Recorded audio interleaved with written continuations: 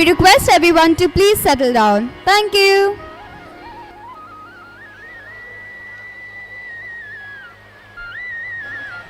We are about to start in a moment's time, so please settle down.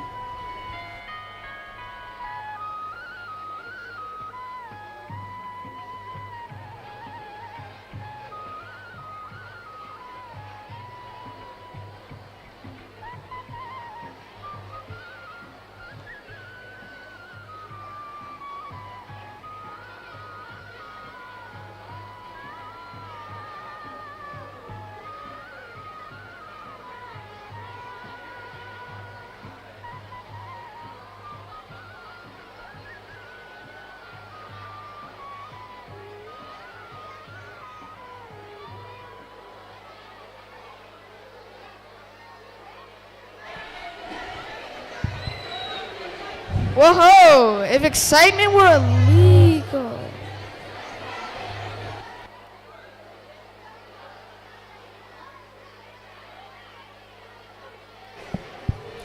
Everybody, I please request you all to be seated. We are going to start with the program now.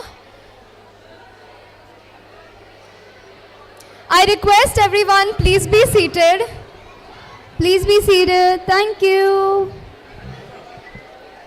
All right, everyone, we have a video to show y'all. Come on. Yeah, we do.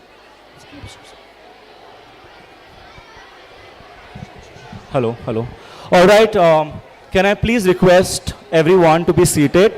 We are about to begin with the formal program. We can do pictures, everything later.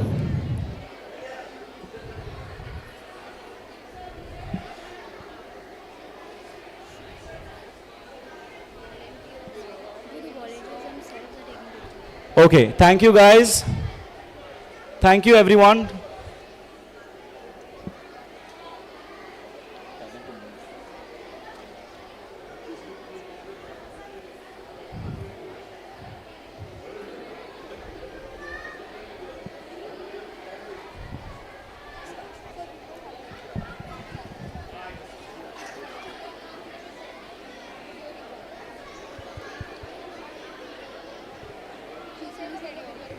There's no video.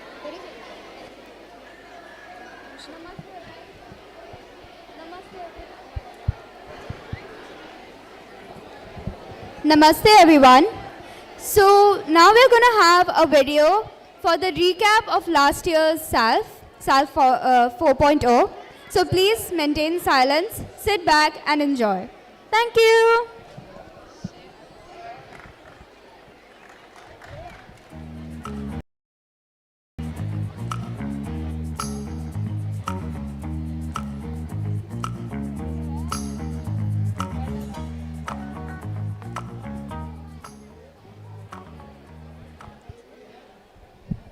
All right, we really need for the program to start, so can I please request everyone to settle down? Thank you.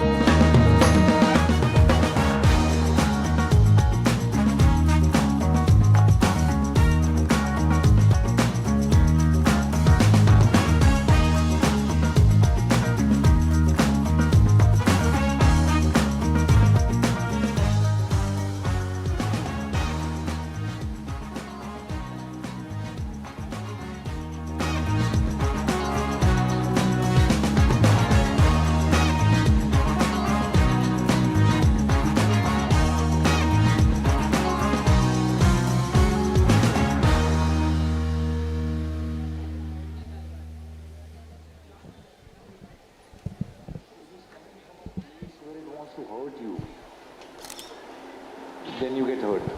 Doesn't matter what you do, you will get hurt.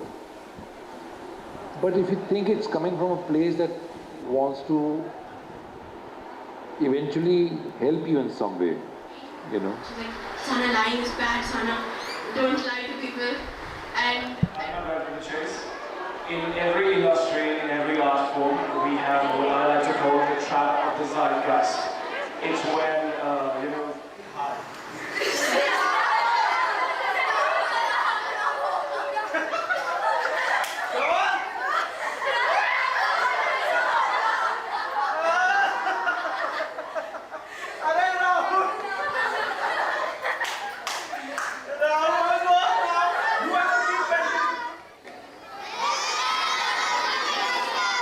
How is your Josh? Oh wow! Good to see you all here on this Friday morning, beginning of Salf, the Sunshine Art and Literature Festival.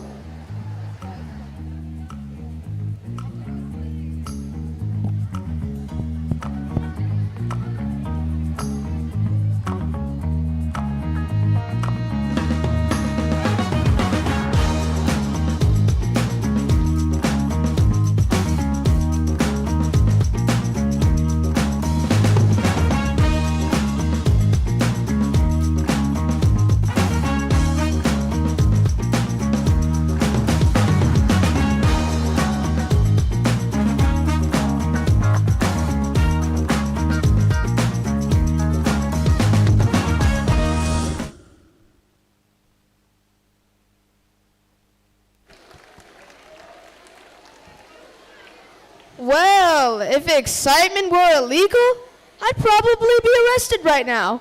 Truly. Namaste everyone. My name is Adhika Chaudhary. I'm Anjali Kamath. And I'm Shayan Hagigatku. And today we stand at the threshold of a unique journey. Sunshine Art and Literature Festival 5.0. At Sunshine, we believe that education is not just about academic excellence. It's about nurturing a conscious soul. Today, we celebrate that very philosophy as we welcome our dignitaries to the venue. To light up our path on this journey of mindful existence, we would now like to invite our guests for the lighting of the lamp.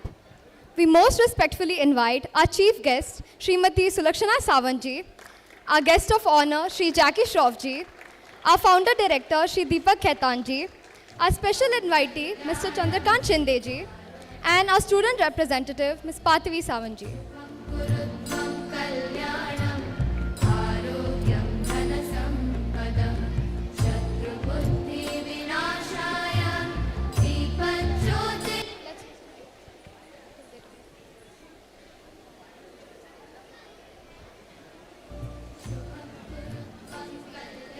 As the wick catches fire, let it symbolize our commitment to conscious living, a promise to be purposeful, presentful, and protective of our world.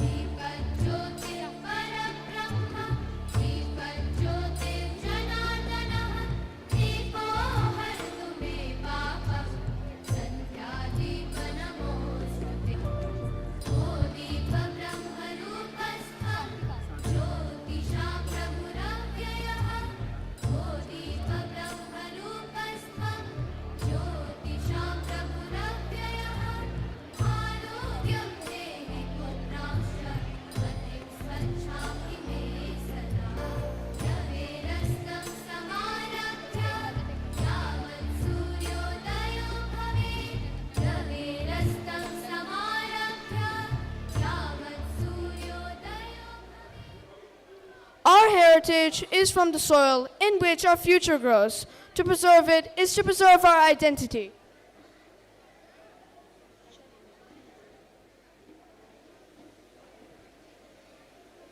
To perform a tribute to our cultural roots and our shared responsibility of heritage, please welcome Saraswati Kala Mandal and a soulful rendition of Kuchipudi and Bharatanatyam performed side by side by our very talented learners.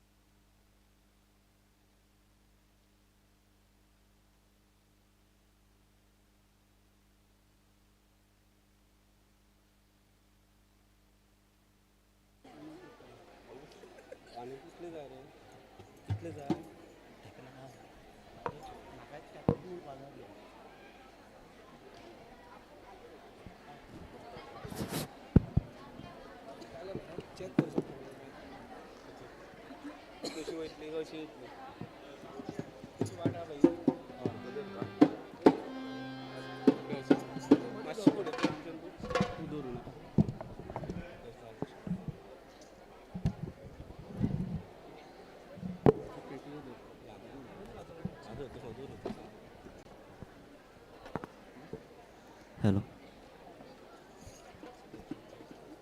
Hello.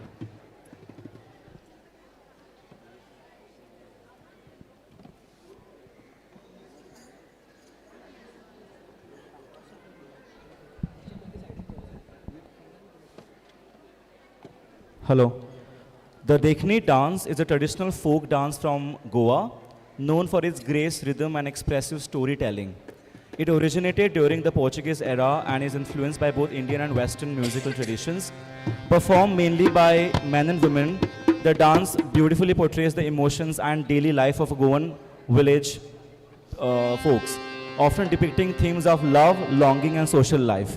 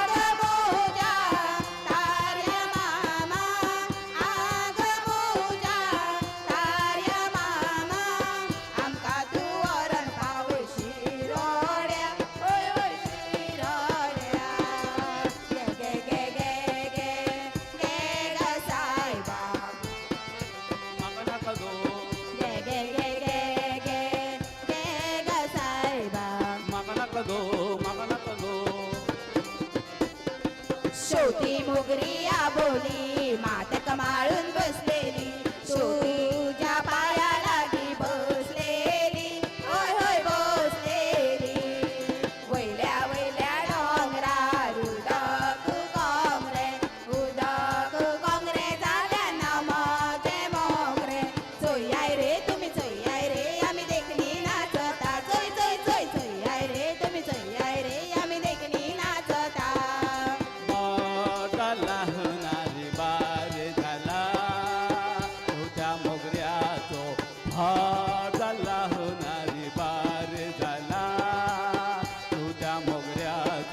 शेवटी मोगरी झाली सवाय शेवटी मोगरी झाली सवाय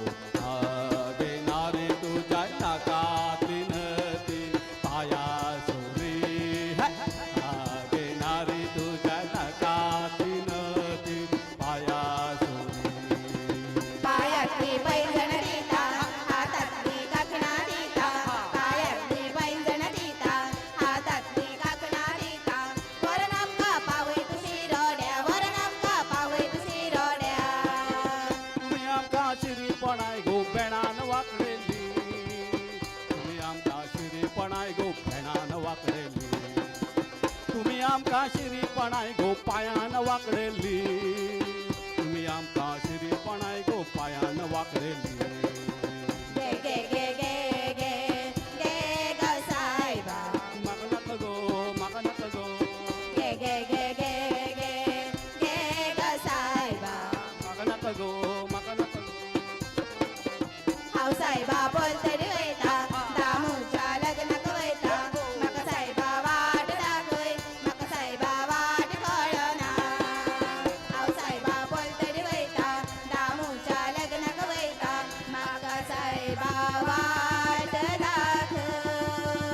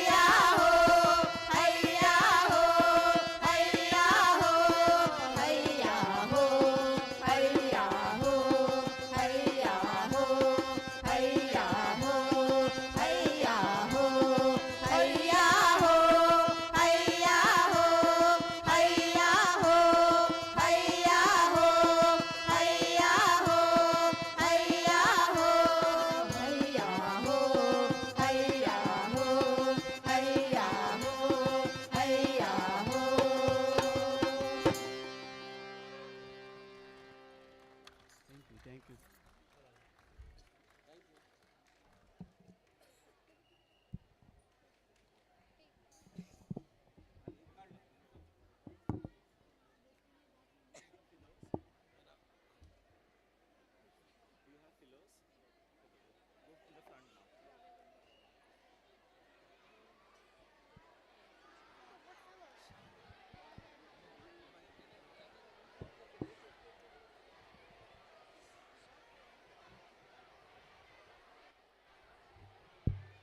Wow, that was an amazing dance. Can we have a huge round of applause?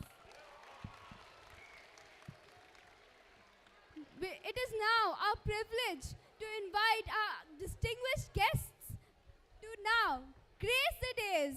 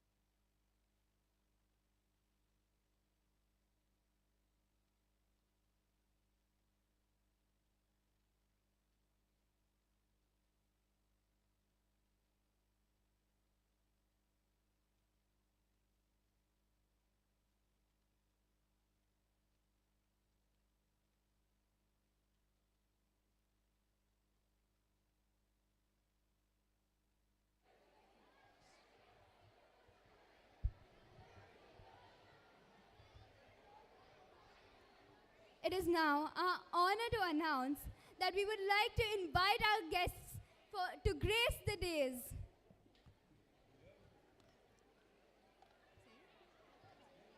We request our chief guest, Mrs. Sulakshana Sawant, to please. Nice meeting you. Nice meeting you, guys. Let's take a picture with you.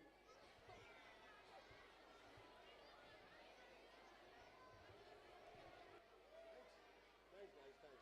See you later. Thank you, sir. Catch you. We have Shri Jackie Shroffji on stage. We would also like to invite our founder director, Shri Deepak Khaitan ji, our special invitee, Shri Chandrakant Shinde ji, and Ms. Patvi Sawant ji to grace the days. Thank you, dignitaries. We are truly honored to have all of you present here today.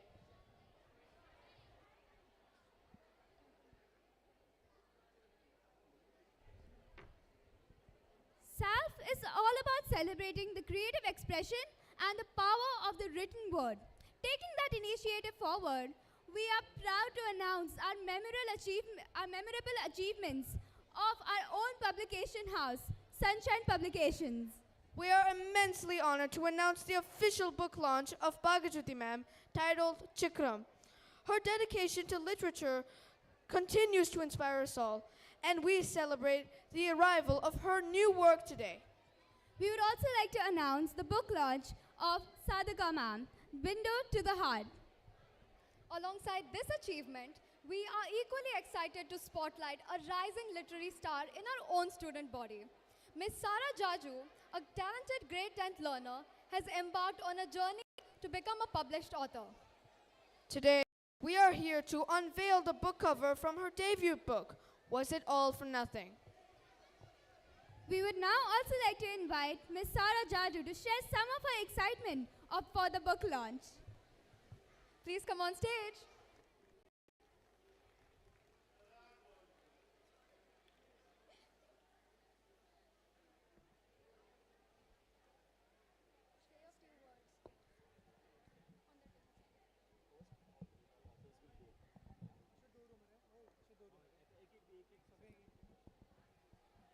Can I please request Bhagyajyoti ji and Sadhika ji to please come forward quickly? Bhagyajyoti ji and Sadhika ji, please.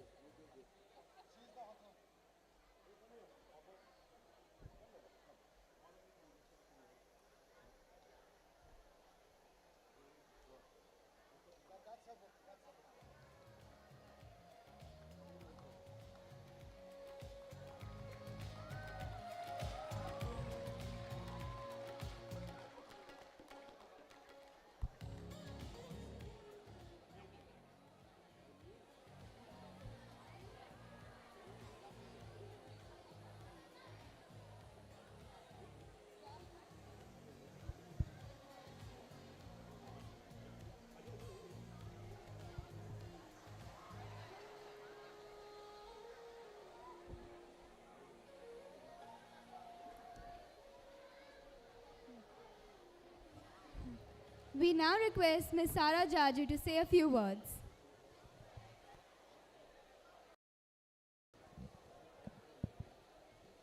Namaste everyone, I'm Sara. And first of all, I am so grateful for this opportunity and being able to stand here today and share this wonderful journey with all of you. I have been writing this book for around 3 years now, and it has become very close to my heart. The me from 3 years ago would never have imagined that I would be standing up here one day talking about publishing a book, and that alone feels so surreal. This book is especially meant for teenagers and young adults who are trying to find meaning in life, in emotions, and everything that comes in between. A message that I want to portray through this book is that sometimes it is important to learn to let go, even when it feels impossible, even when it hurts. Letting go can sometimes be the most kindest thing that we can do for ourselves. Another message that I want to portray is that it's okay if it takes time for you to find your place in this world, a place where you truly belong. Because when you do, all the struggle, all the hopelessness, it feels so worth it. This journey of mine of writing a book has been so great, and I really hope that this book brings comfort to everyone and anyone who reads it. Thank you so much, and I'm so excited to share it with all of you.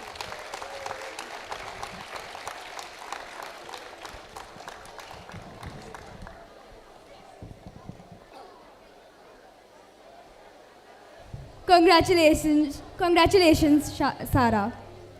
Now, to officially introduce the vision behind Salf 5.0, we would now like to introduce the Chief Student Coordinator for Salf and the President of the Community Service Club, Shlok Desai, to now introduce Salf.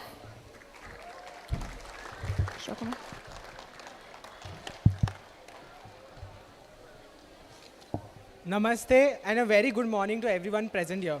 Respected Chief Guest Sulakshana Savanji, our guest of honor Jackie Shroff ji, special invitee Chandrakant Shinde ji, former president of the Community Service Club, and Salf student coordinator Parthivi Savanji, respected principals and school representatives, teachers, artists, dear students, and distinguished guests.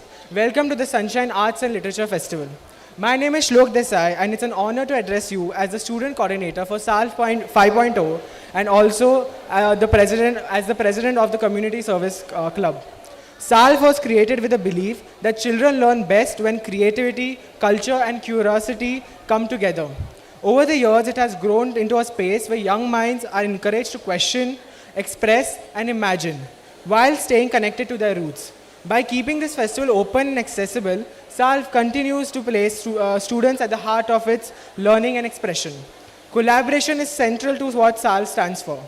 When educators, artists, institutions, and students work together, learning moves beyond textbook and becomes experiential. These shared efforts help preserve Goan folklore and heritage, while also preparing students to think creatively and responsibly in a wider world. This year's theme, Conscious Living and Heritage Preservation, reminds us that sustainability begins everyday choices. Mindful living teaches us to be aware of how we treat our environment, our communities, and ourselves. Youth leadership emerges when young people take responsibility for these choices, lead by example. In this context, the initiative Ped Lagao Bhidu, being launched today by Jackie Shroff ji, holds a great significance. It transforms awareness into action and encourages students to actively participate in caring for the environment. Also, Jackie ji, being the president of the Community Service Club, we look forward to making a real difference through this meaningful collaboration between us. At Salf, we believe the young people are not passive learners, but active contributors to the society. By nurturing creativity alongside responsibility, we aim to inspire a generation that leads with empathy, awareness, and purpose. On behalf of the entire student team, I warmly welcome you all and hope these 2 days spark reflection, creativity, and meaningful change. Thank you.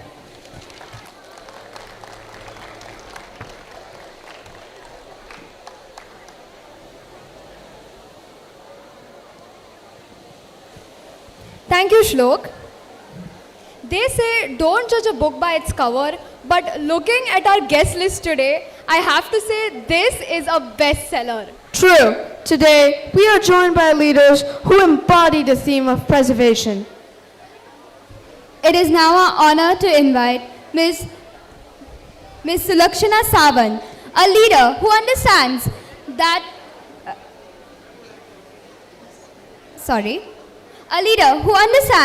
social progress must be deeply rooted in cultural strength. We are also joined today by our guest of honor, Sri Jackie Shroff ji, whose dedication towards the environment has been a deep source of inspiration to me and many others who are present here today. Beyond the silver screen, his heart beats for the earth. That makes him a true icon of conscious living. We also honor Sri Deepak Ketanji, our founder director, whose vision for sunshine revolves around the 3 C's: compassion, consciousness, and creativity. We are also privileged to have our special invitee, Sri Chandrakant Shinde ji, with us.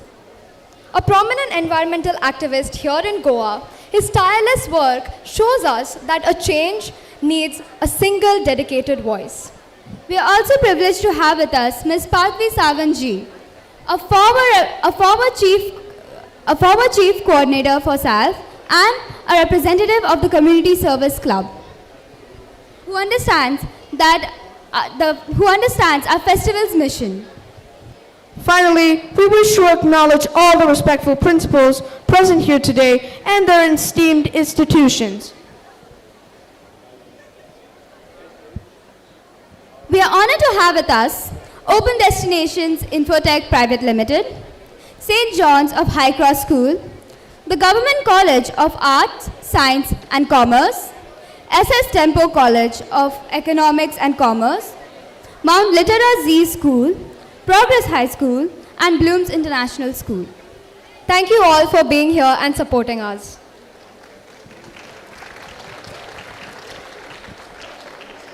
Now we would like to hand over the letters of our collaboration to all the institutions. But before that, we need to announce the formal this is the formal announcement of the much awaited collaboration between Ped Lagao Bidu and Sunshine Worldwide School in collaboration with all the schools. So let's start by handing over the letters now.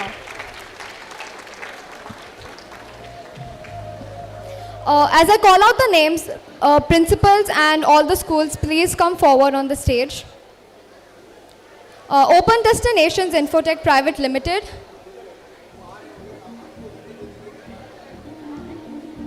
I also request Jackie Shroffji to please hand over the letters to them. What letter? Give me the letter.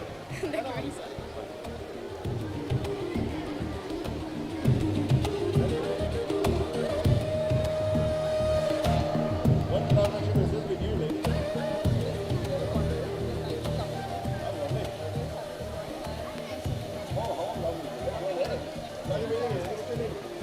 St. John of the High Cross School. Collaborations. Number नहीं जाना नाम को जाना no इधर आ जाओ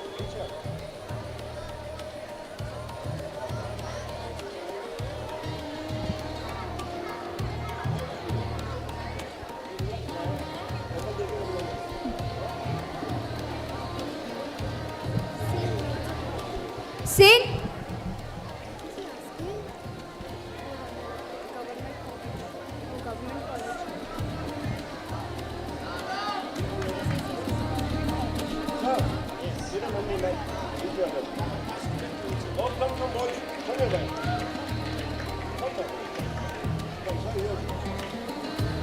Next we have Government College of Arts, Science and Commerce. Sang.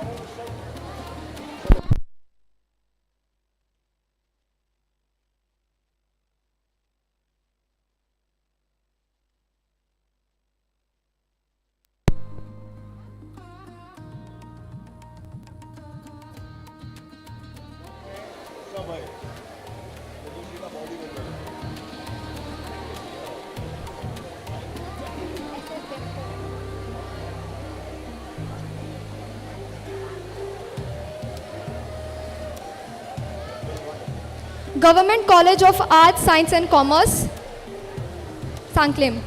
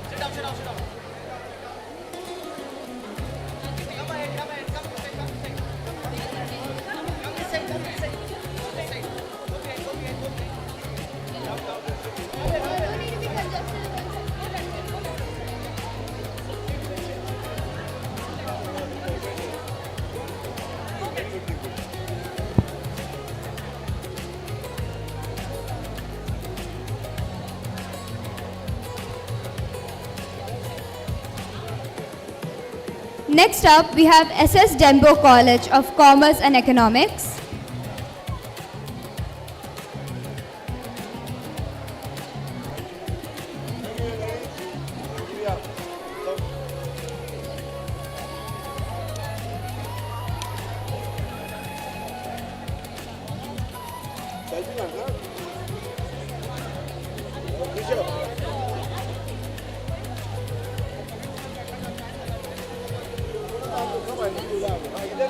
इधर खड़ा रहे, आगे लेके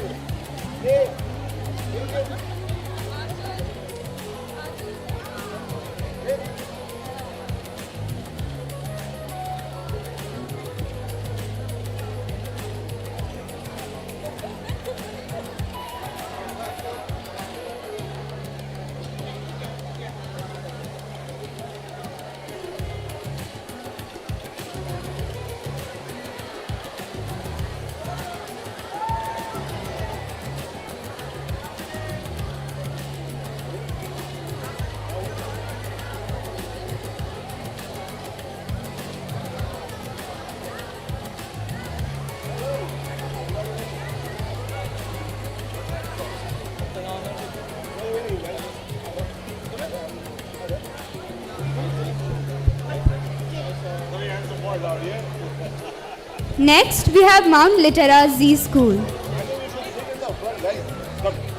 guys, come on. How many? पूरा स्कूल आया है man.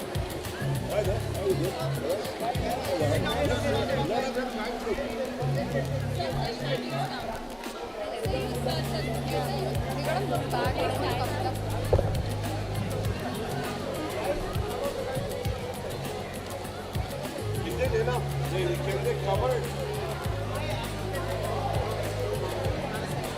Each and everybody will it.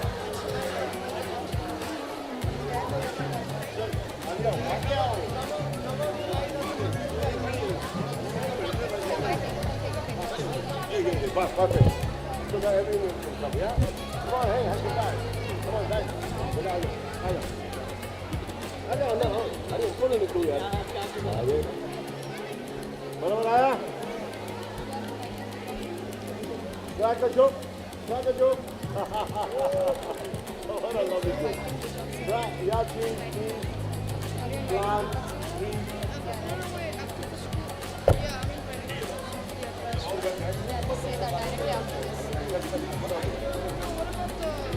Mount Litera, you said no?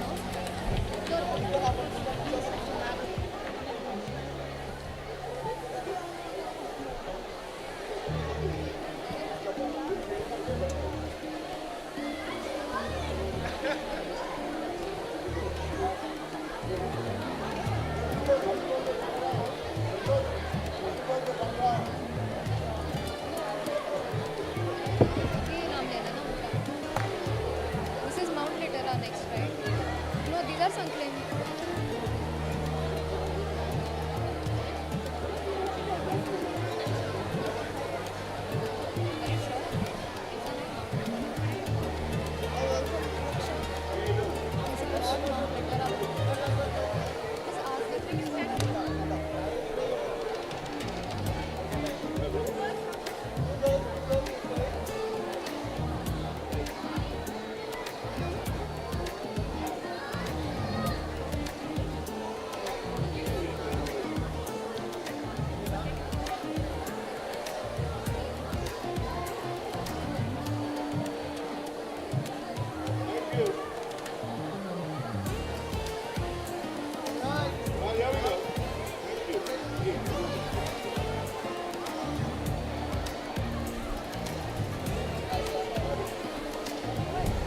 Next up, we have Bloom's International School.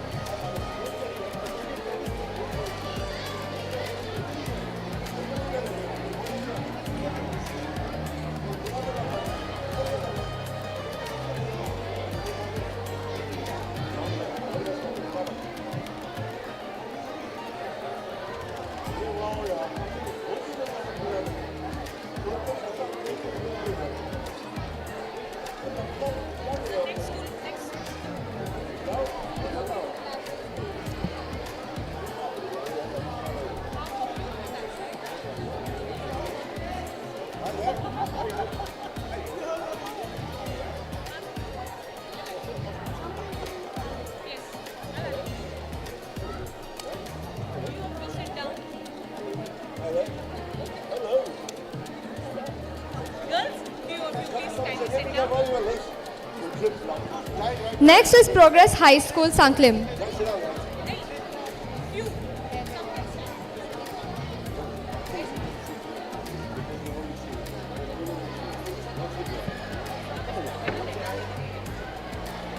इधर भी है, ऊपर भी है, on top also some.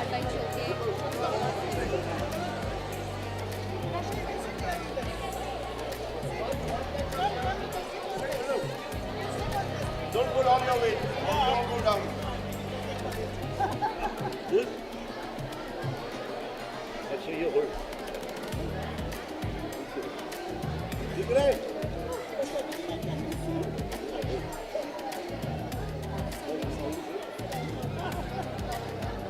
Now see? Yeah.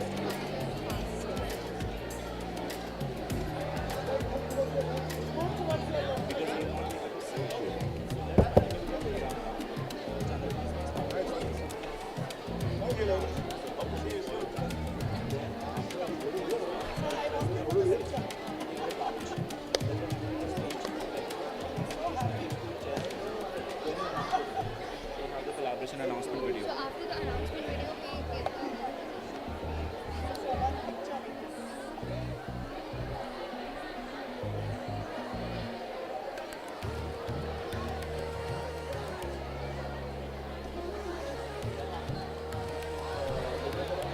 give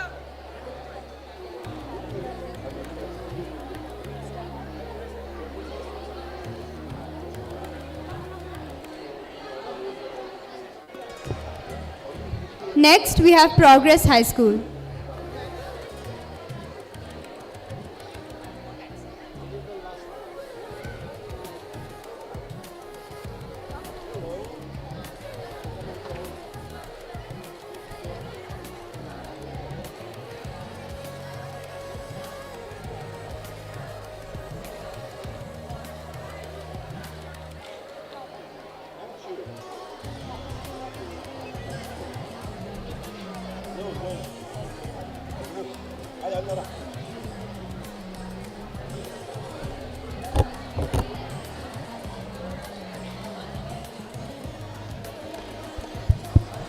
Next up, we have Government College of Khandora.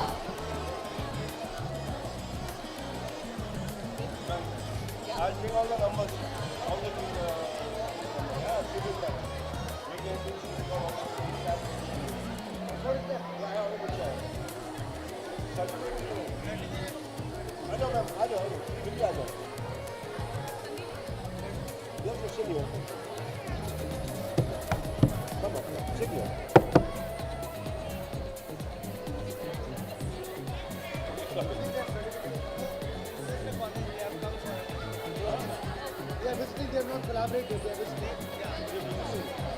Wonderful.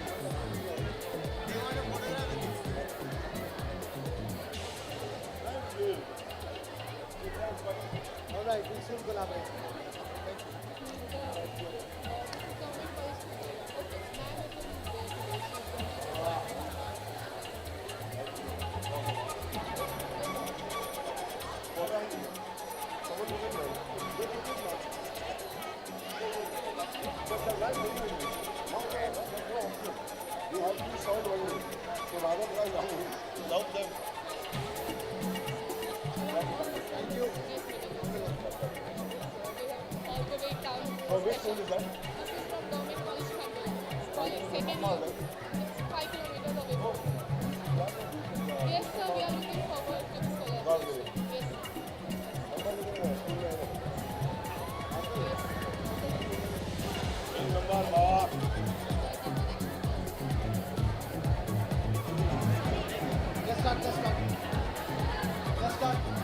To elaborate on Sunshine's mission to create future-ready citizens, we invite our founder director, Shri Tihara Ketanji, for the welcome address.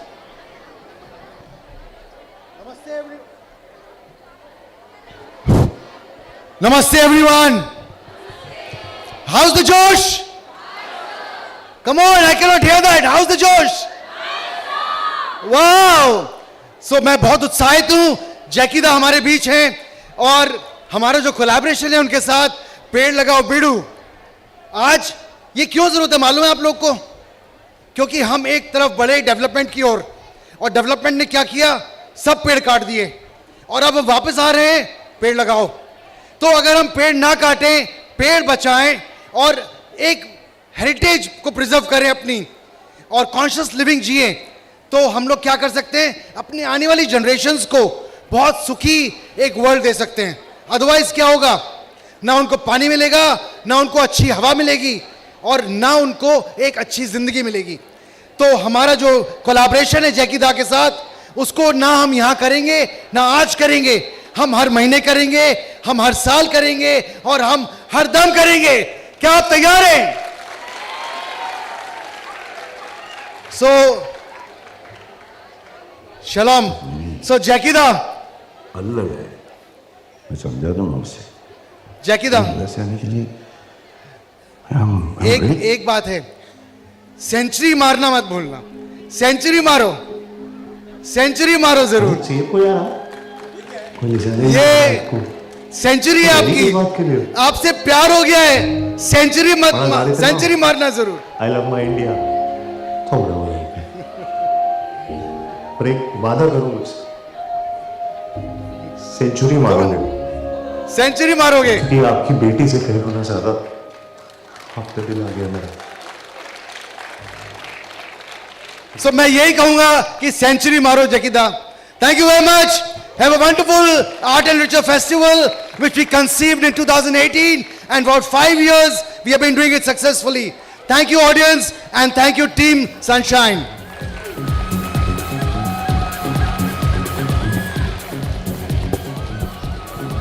Thank you, sir. Next, we hear from Parthavi Savanji, who represents a generation that chooses to live consciously over living mindlessly. Check. Last year, there was a movement that really stayed with me. Hello? Yeah? Last year, there was a movement that really stayed with me. I was sitting in front of my laptop about to log in the community club meeting. Only a few names were shown on the screen. Most cameras were off. And I remember thinking, is this actually making any difference? Namaste everyone. That moment captures what the beginning of my journey as president of this club felt like. We had started most of our work online, and while the intention was strong, but there was some uncertainty. Some days were motivating, but some days were confusing, but we kept going. Standing here today, seeing this initiative continue and grow, and especially seeing Jackie sir here with us make all those moments of doubt feel worth it. I want to sincerely thank Jackie sir. One of our sessions last year changed the way I looked at the community club. He spoke about conscious living isn't just about planting trees or visible actions. It's about awareness. It's about awareness, about being mindful, because every small action it's about Every small action is? every small action contributes. Bol. Say. That idea stayed with me. Before this club, I thought service and activities. But slowly I realized that conscious living starts every day. Choices. How we consume, how we treat people, and how aware we are of our surroundings. I noticed myself questioning about my habits I never thought about before. And that's when I understood the service isn't about you occasionally. It's about a mindset. Being the part of this club and also taught me about leadership really means. It's about having everything figured out.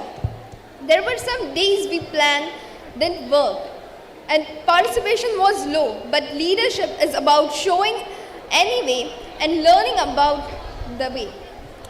As school students, we are often told that we are the future, but we are also the present. The awareness we build now will shape the future we walk into. True. Personally, my goal is to carry this consciousness forward beyond schools and colleges, and my vision for our generation is simple, that we choose awareness over convenience and responsibility over indifference. To the current Community Service Club team, I wish all the very best. You're already having something meaningful in your hands. Trust it, grow it, and keep going. Thank you for letting me share my journey with you. Let's continue to grow, not just students, but as conscious individuals. Thank you. Lovely.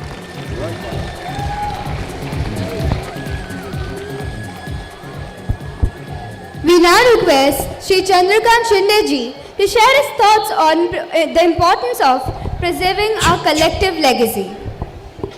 A pleasant and warm morning to each and every one of you. With us, one of the biggest superstars of all time, environmental advocate, and an ultimate example of the responsible citizen of this country, Mr. Jackie Shroff. Please give him a big round of applause.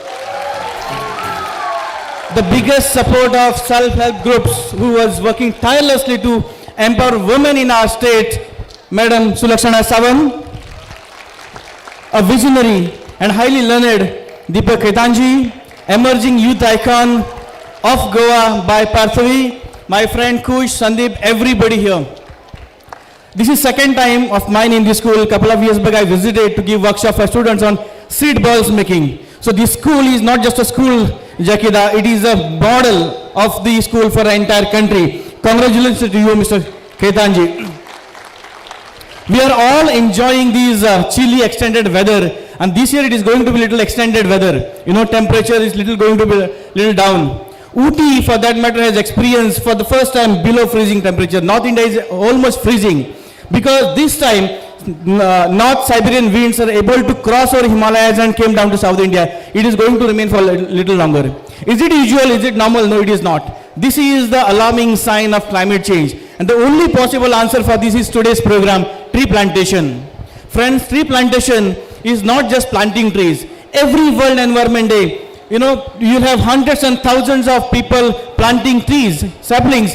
But next day on 6th of June, everybody forgets whether the plant is growing, whether the plant is eaten by cattle or whether it is dead. This is not the tree plantation. And that's why Paid Lagao Bidu initiative comes in the picture, because Jakida says planting is not sufficient. You have to take care of the plants for a longer time. And that's how we have to work for the trees. Last year we had an amazing initiative in Goa with the help of government of Goa. We did this Ruksha Dindi, just like Palkis and Vitthalachi Palki. We had a Palki in Pororim. In that Palki we kept the state tree of Goa, Matti sapling, and we took around entire Pororim, all the government offices, right from Goa Board, Higher Education, Technical Education, SCRT, all the government offices. And trust me, all the education officers, Director of Higher Education, Technical Education, SCRT, everybody joined us, and we distributed saplings of almost 250 saplings. One important initiative that I have been doing since 2013 in Goa is this free delivery, home delivery concept, Ata Aila Goyan. But we have started doing it from 2013, delivering saplings for free. In 2013, 5th of June, we started this initiative of, we announced if anybody wants to plant a tree, a plant sapling, we will deliver the sapling to your house for free of the cost. Since then, we have been distributing hundreds of plants, because what happens is here, the people ask for plants. They will take it. There is assurance that they will take care of it, and then we give it to them. And that's how hundreds and thousands of plants are growing in Goa. Thank you very, very much for having me here, sir. Thank you very much. Thank you, sir, for your encouraging words.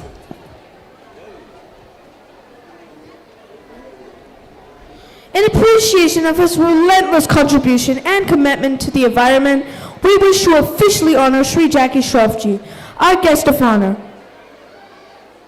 We most respectfully request him to stand for the felicitation.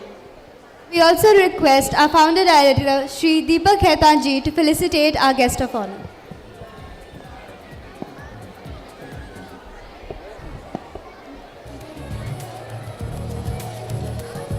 Deepak sir will now put a shawl over Jackie sir's shoulders as a mark of our deep respect.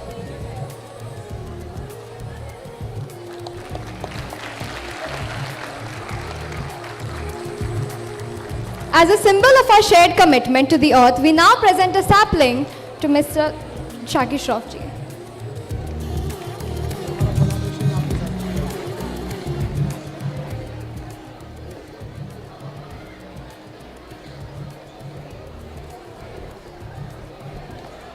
As we transition into the next segment of our event, we request our chief guest, Srimati Sulakshana Sawanji, and all esteemed dignitaries on the dais to step down and join us in the front row.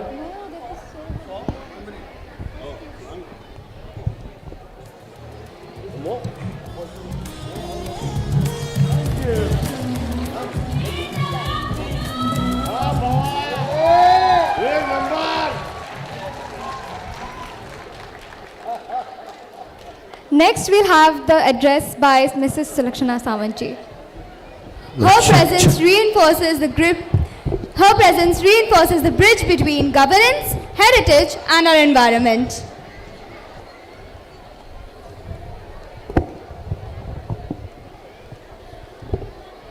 A very good morning to the August gathering here. We are here at the 5th edition of Sunshine Worldwide School program, that is Sunshine Art and Literature Festival. Of course, indeed, it is a beautiful morning for us for having especially Jackie Shroff ji for this particular program. We have amidst us the Assistant Director of Art and Culture, Shri Chandrakant Shinde ji. We have with us the founder of Sunshine Worldwide School, Shri Deepak Khaitan ji. Also the coordinators Shlok Desai and Parthivi Sawant, the respected principals and the headmasters of the schools and colleges who have specially signed a MOU for today's program, and dear parents who have especially took out a time and be there for this particular program, and dear students from all the schools and colleges, and especially the Sunshine Worldwide School. Of course, as every time, Sunshine Art and Literature Festival has given that new edge to how the Art and Literature Festival should be. And I believe that for all these 5 years, they always tried to innovate as to what could be a part of an art and literature festival. As I got to know about various programs that are going to be held today, I got to know that there will be many programs wherein there will be podcasts, there will be cooking classes and bakery classes also which are happening, and how journalism topics are also being included. So that's a great combination of what is the present requirement, and accordingly, I suppose all the colleges and schools who are participating from the other schools, they'll be getting they'll be getting an idea about how all the things go on over here at Sunshine. I believe that Sunshine stands by its name. Why? Because I feel that whenever young minds express themselves freely, there is always a sunshine, and that's how the name is. When it comes to art and literature, we feel like, might be some of us will be having a question. Was that a thing that we just wanted to have a celebrity, and that's how Jackie Shroff ji is over here? Because it might be like, art and literature festival. Okay, he fits into art and literature as well. But I suppose he's here for a movement, and that is the Ped Lagao Bedu movement. And how art and literature fits over here? We have to know that art and literatures are not only decorations of life, they are conscience. A painting can awaken empathy, a poem can inspire a movement, and a story can change the way we live. And that's how I suppose this art and literature festival have got all these things together. As we celebrate creativity today, it's equally important to reflect the conscious living with awareness, responsibility, and respect for nature.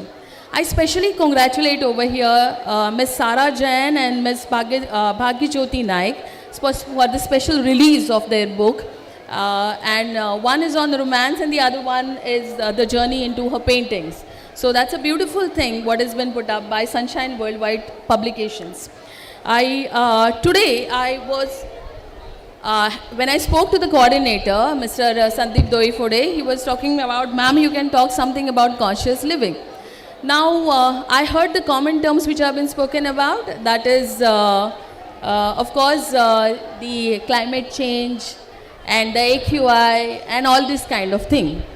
What innovative or what better we are doing, that also need to be discussed.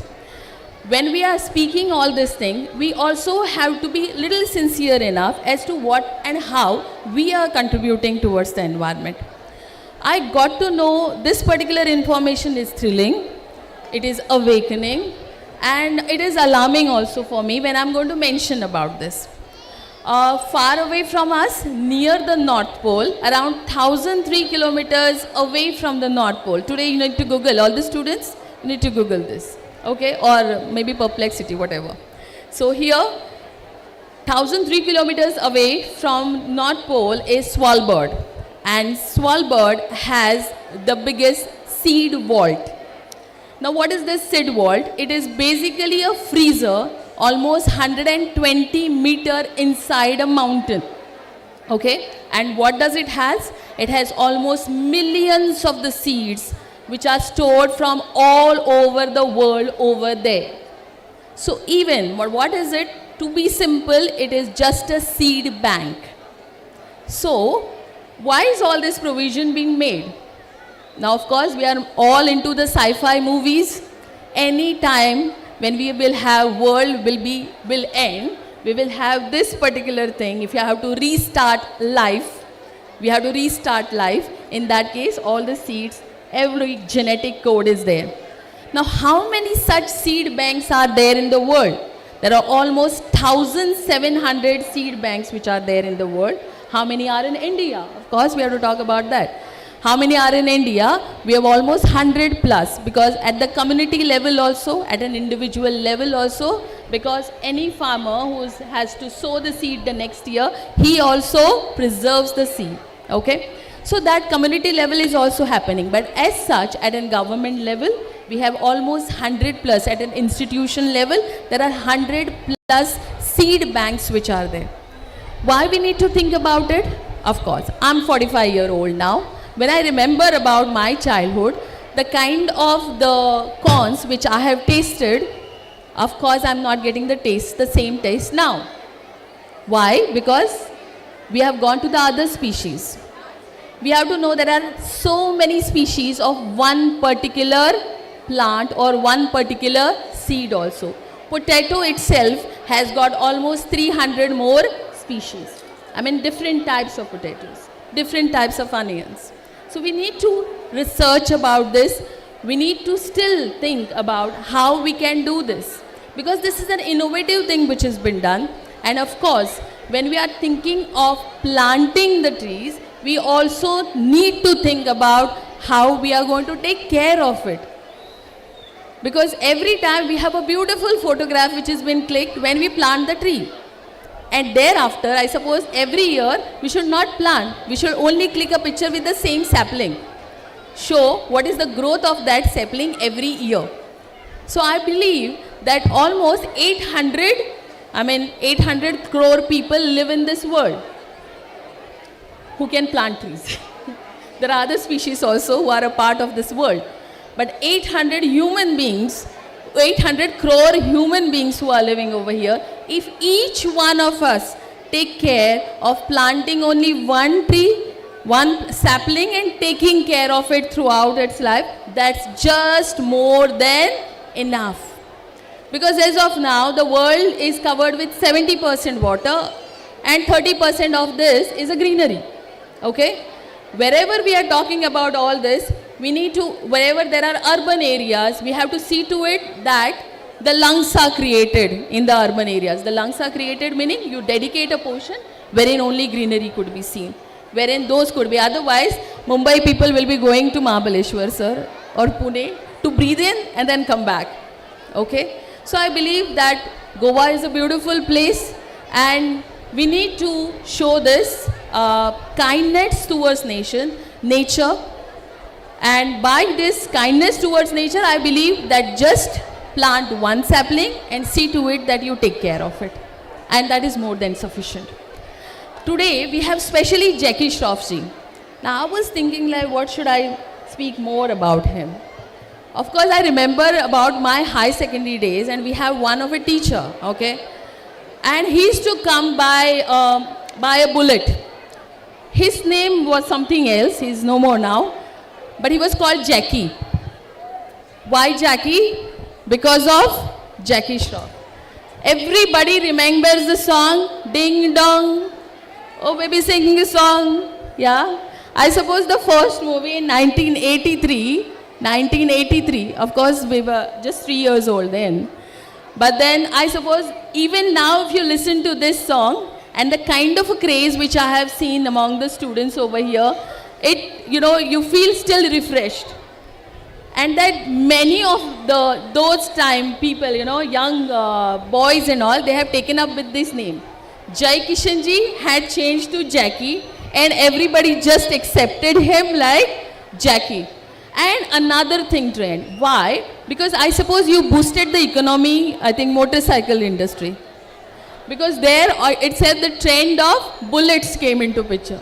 Okay, everybody want to have, the one who wants to look like a hero, the hero he is, okay, he wants to have a bullet, okay. Of course, that bullet trend has been set by Jackie Shroff ji, I believe. But I feel, the real hero that he is, because success is not about what he has achieved, because he's been in a film industry for almost a period of 4 decades, and that's not a small time. 250 plus films, 13 more, like it's just not in Hindi, although he's been always treated as a Bollywood star. But he's been almost acted, I think, almost 13 more languages, and that's a real stardom. But beyond that stardom, the real hero that he is that he has thought, success is not about what I have achieved, success is all about what I am ready to give to the world. And that's how he started with Ped Lagao Bidu. I just happened to interact with him and I asked him as to how many years do you recollect, sir, how many years?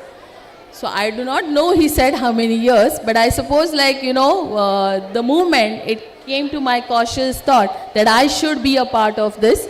Maybe on the papers as Ped Lagao Bidu movement, it would have come later. But to my cautious, it must have come years back. Sir, it has now become a national movement. And the kind of a craze that we see among the students, you are the real hero, you are the real inspiration.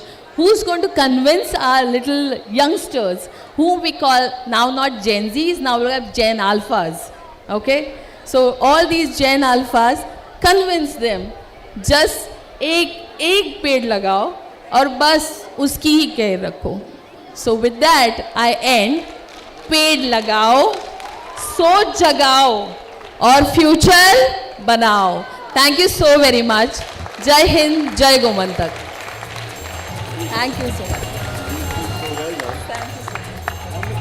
Thank you so much, ma'am. That was very inspiring.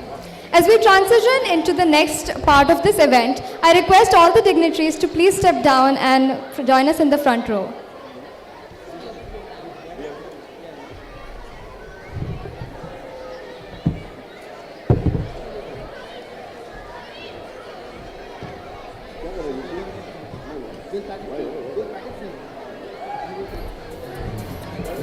It is now time for the formal announcement of the much awaited collaboration between Ped Lagao Bidu and Sunshine Worldwide School.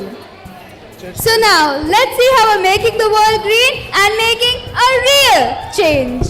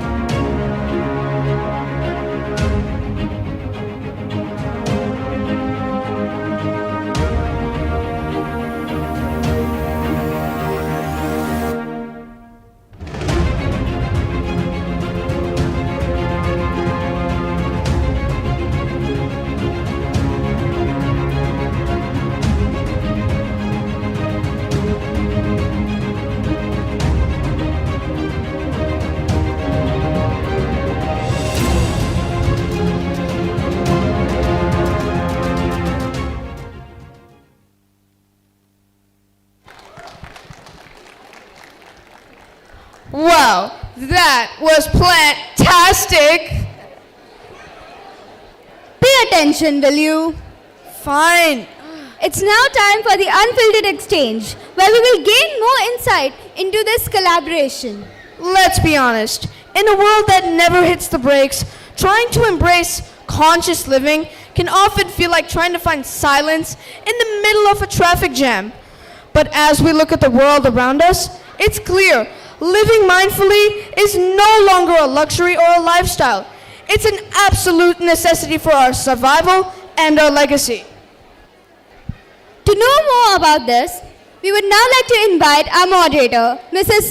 Soraya Rebello, to have a small conversation with our chief guest, Jackie Shroff ji, about lifestyle, legacy, and the simple act of giving back. Can we have you both on stage, please?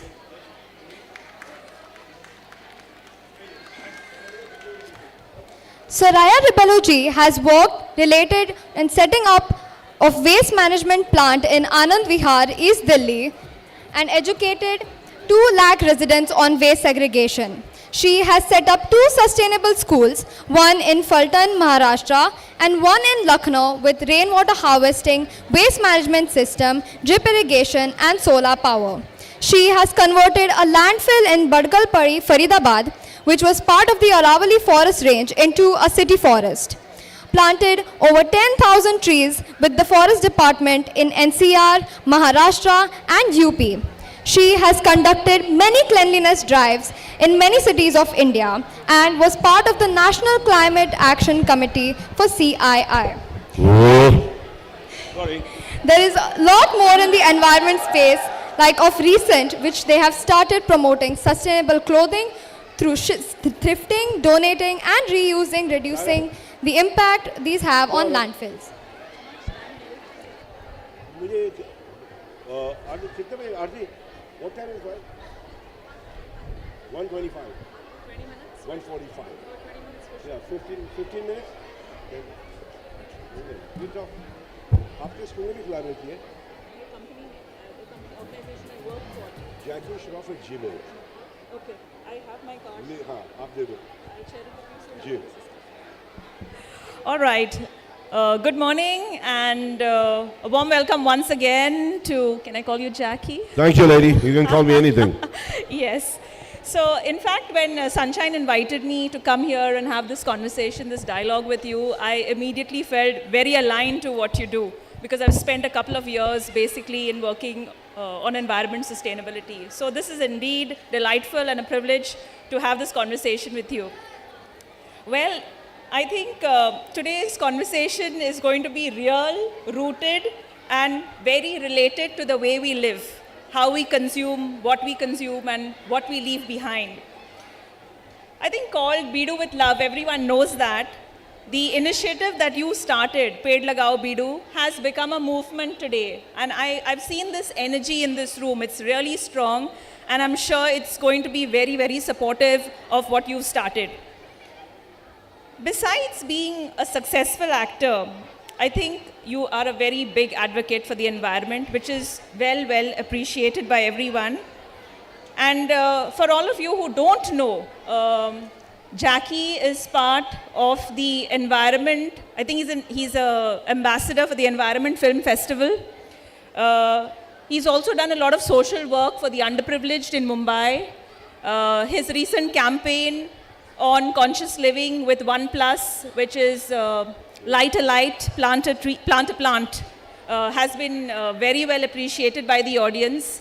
And his collaboration with Ugao, the company that is promoting urban living, basically by helping urban dwellers plant plants at home. So that as well is becoming a very big movement because urban dwellers didn't have the space to grow greens. And there are lots of plants that we can have in our homes which are actually good for our health and our lungs. And that's an initiative that is gaining huge momentum. So, Jackie, a lot of questions for you. I'll try and make it very quick in the interest of time. From start.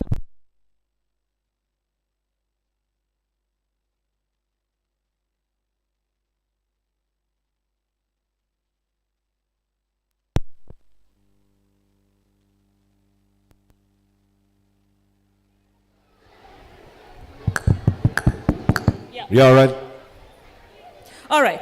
So, from stardom to sustainability, from a life that could have been extremely luxurious, you are extremely grounded. That's what we see. I'm sure everyone would agree with me that Jackie is a very grounded person. How, what does living consciously really mean to you? First of all, thank you. Thank you, everyone out here. Thank you so much for being part of the initiative. And it's not for me. I'm down in the grave, halfway down the grave, maybe more. मेरा life मैं बिंदास जिंदा रहा. अभी बच्चे लोग का जिंदगी ये मेरा लाइफ हो गया, थोड़ा बचे ले. अभी बचे ले आप लोग का लाइफ बड़ा, समझा? तो सब बड़े लोग को, माँ बाप को घर में सोचने का, मेरे को अकेले को नहीं सोचने का कि अपना बच्चे के लिए क्या छोड़ के जाता है. हवा में जहर, पानी में जहर, खाने में जहर, सॉइल का वांदा, सॉइल ही नहीं है. We got to be conscious. Not just me. I'm not the brand ambassador. Everybody is a brand ambassador who's a father and mother. So don't put that thing on my head that I've got the crown of beauty queen. I'm not. Everybody is. Everybody's mother and father is. If the father and mother doesn't understand, the children will teach. Let them know that what you guys leaving behind for us, what are you leaving behind for us? No one's concerned, no one's conscious about it. It's very unfortunate. Money, money, money. That's it, Blue. That is there. Definitely it's got value. But there's something like health. You don't have health, your naam jayega naam. ये जैकी श्रॉफ ने ये body को उठाओ, ये body बन जाएगा.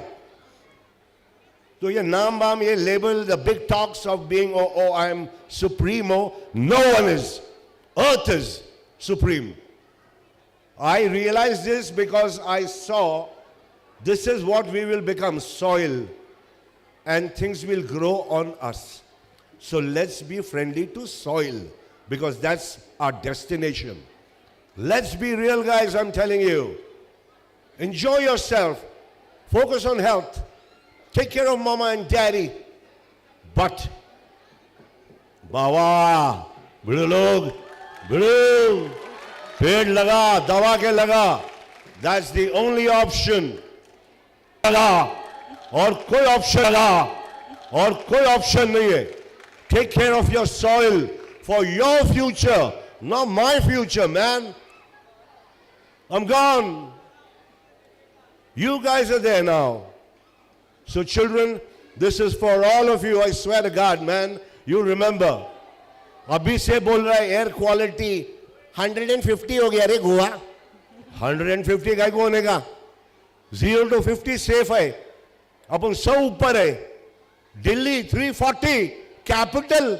Very good example. We are the capital, we are 340. 340 AQI. What's happening to the children out there? They're breathing in lung cancer, lung problems. Who will think about these things, man? You're not going to sit and eat money. What are you going to eat the whole day if your children is not well? Let's start thinking about children, guys. There are parents out here, there are teachers, there are principals, there are big boys, there are reporters, there's security, there's everybody. That's you, Sarah. So let's all work towards, I don't want to say much, I don't want to waste nobody's time. Try and take care of soil and plants and trees and your water and the plastic that you use. Be careful when you washing anything at home, you dirtying something. I mean, you clean something, you dirty something. But the amount of utensils in one house, if you go and see it in the kitchen, will be that much. Why? Can't we eat in a thali? So we save the detergent, the different kinds of soap that's going into the water and the groundwater, that's being left for the children that's going to come. That's my tiger, my boy tiger, my Krishna, my daughter. Their children also will be suffering the same thing, which everybody is going to suffer. So guys, Blue, दिमाग में डालो. समझा ना? घर पे खाना भी खाने का छोटा थाली में. Eat well, दबा के खा, मगर चबा के खा. Chew it. दबा के खा, दबा ले खा पेट भर दे. पर चबा के खा, man. You got to chew your food. You got to take time on everything. You got to be patient. Children, when you drink water also, don't drink. Eat it. Slowly drink. अरे काय लावले रे पैर पैर का हड्डी निकल जाएगा थोड़ा 20-25 साल का हो जाएगा तो ऐसा चलेगा समझा इसीलिए drink your food and eat your water means chew your food and take it easy when you're drinking. Breathing, breath control. Nothing else matters. If we can't lift our breath, don't lift your weight and say, I'm lifting. Lift your weight. Strengthen yourself, but focus on your breath. Oxygen. That comes only with this and the sea that is there. The sea is giving you oxygen, which we are destroying completely. The amount of plastic that comes out, who is doing it? Not God. It's human being, man. We are throwing plastic. We are so unconcerned. Be careful, guys. Be careful. Just becoming big and looking cool and smart and hey. That doesn't work, man. That doesn't work. What works is to look towards the children and give them a safe and beautiful life ahead. Children, they are the future. We are not. We have destroyed the future for them. We talk smart. We want to make money. We want to cheat somebody. That's life. Forget about all the bullshit. We're all going to go in there and we'll become soil. Even the top guys have gone into the soil. No one is going to stay alive for sure, but let's not rot and die. Let's die peacefully. Let's make things beautiful for children and stop eating money. Enjoy yourself, guys. ज़्यादा बोलने का नहीं, खाली झाड़ लगाने का, सांस लेने का, मम्मी डैडी का सेवा करने का. Mother Earth is important. Mother Earth. This will not be seen soon. There will be no soil left. That's why I say, I'm so sorry. That's fine. I think some very powerful No, statements serious. made, No, there's nothing to clap. There's nothing to say which powerful. are real. Put it in your own head. खोपड़ी में डाल, खोपड़ी में, बात को खोपड़ी में रख, समझा? बाकी सब फालतू की बातें करते रहे, मगर झाड़ लगा और enjoy कर life को and stay strong, healthy, clean mind, clean air, beautiful life. Enjoy your life. Love it. Love yourself. Absolutely. Before we become a body. Body लेके जा रहे, body को संभालना. Name will be gone, but body will not be, body.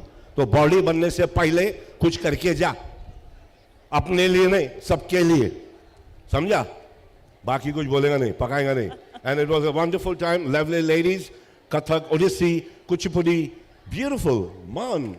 And those ladies who sang the song, and you MCs, fantastic little kids, you're brilliant. Thank you, Mr. Samant Sahib, and thank you, brother.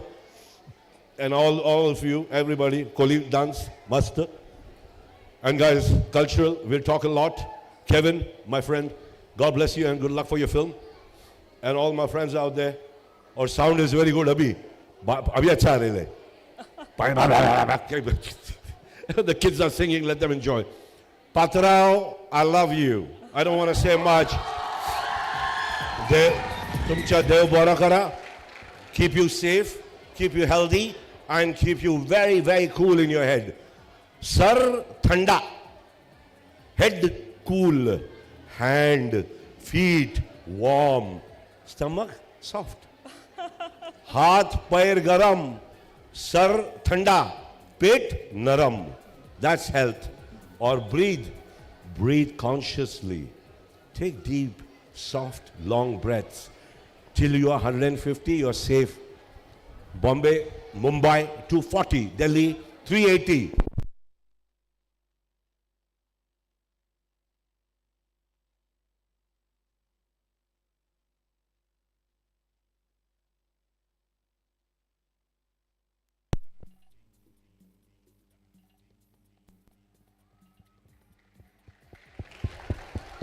important. Good balance. Most important.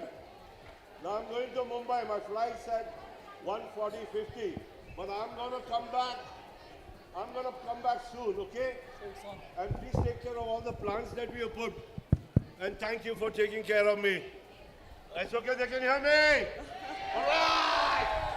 Go for it. Bye, guys. Thank you so much. Thank you so much for coming here today. Thank you.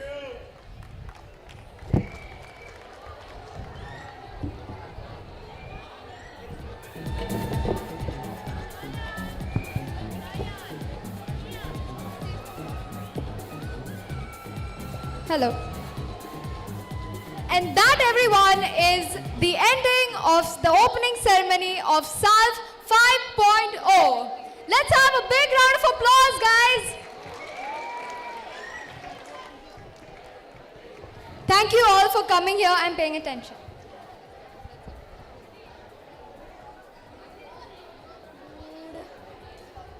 Oh, we missed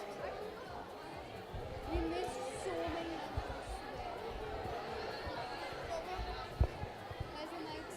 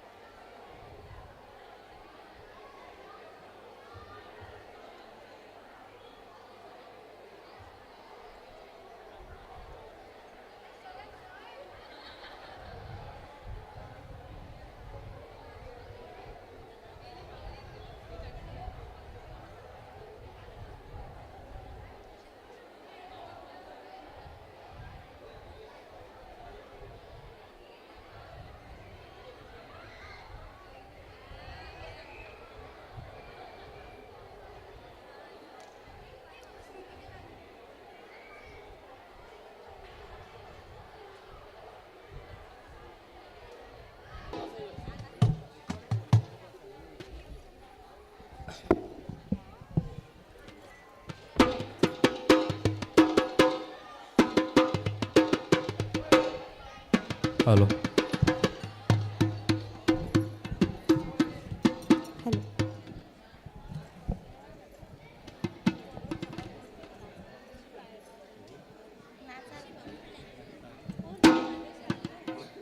Hello.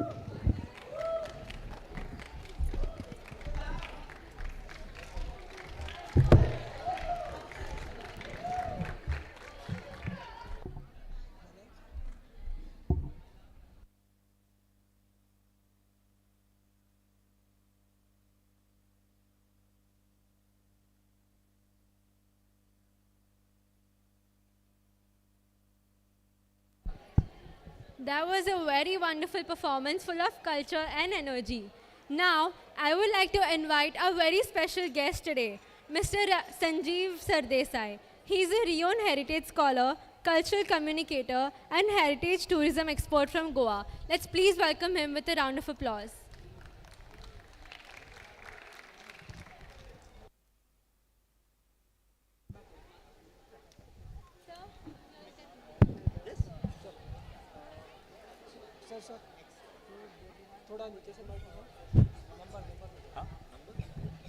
देखो किधर है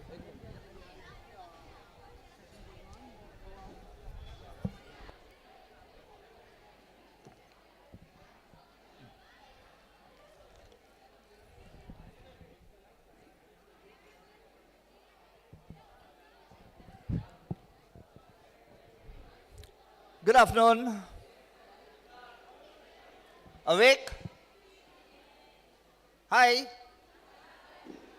Oh, that sound from that Josh. How's the Josh has gone down? No? Okay. Oh, well, can you see the screen? Okay, what I'm going to do for the next 45 minutes to you is there's going to be something very interactive, something very interesting. Nothing is going to be one way. It's going to be a two-way session where we will understand and take forward what our guest of honor, Mr. Jackie Shroff, told you. He talked about the soil. He talked about planting of trees.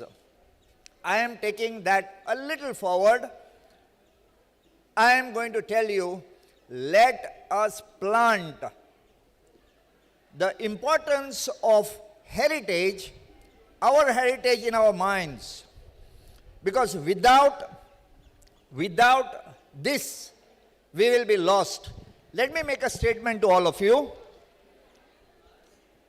I hate history. How many of you hate history? Tell me very frankly. How many? I literally tell you, I hate history. Good. Now, when my teachers taught me this in the class, you know, they told me about dates, they told me about names, and they told me you're going to get marks if you remember them. Now, that is something I didn't want.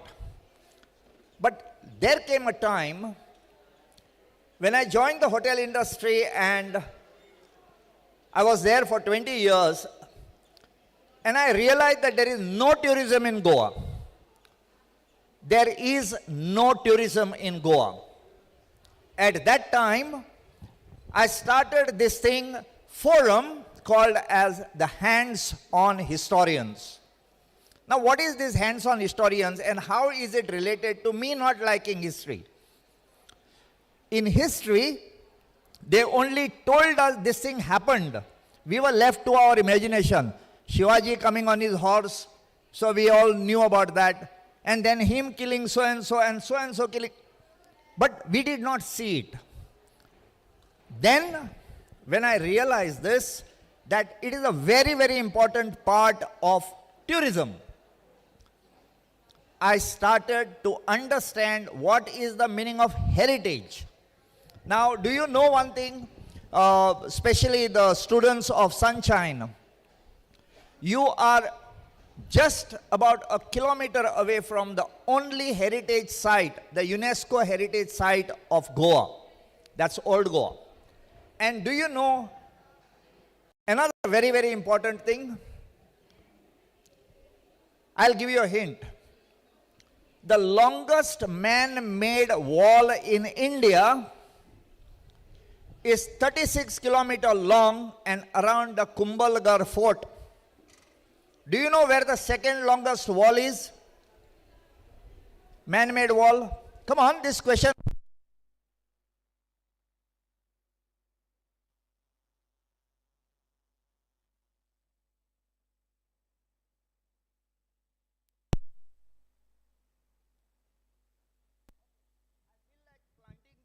In the soil so that you get a lot of mics on the tree, but let's wait for the, okay, it's come. Okay, the longest man-made wall in India is around the Kumbhalgarh fort. It is 36 kilometers long. Do you know where the second longest wall is and how long it is? Come on. Okay, wait. I have an incentive for you.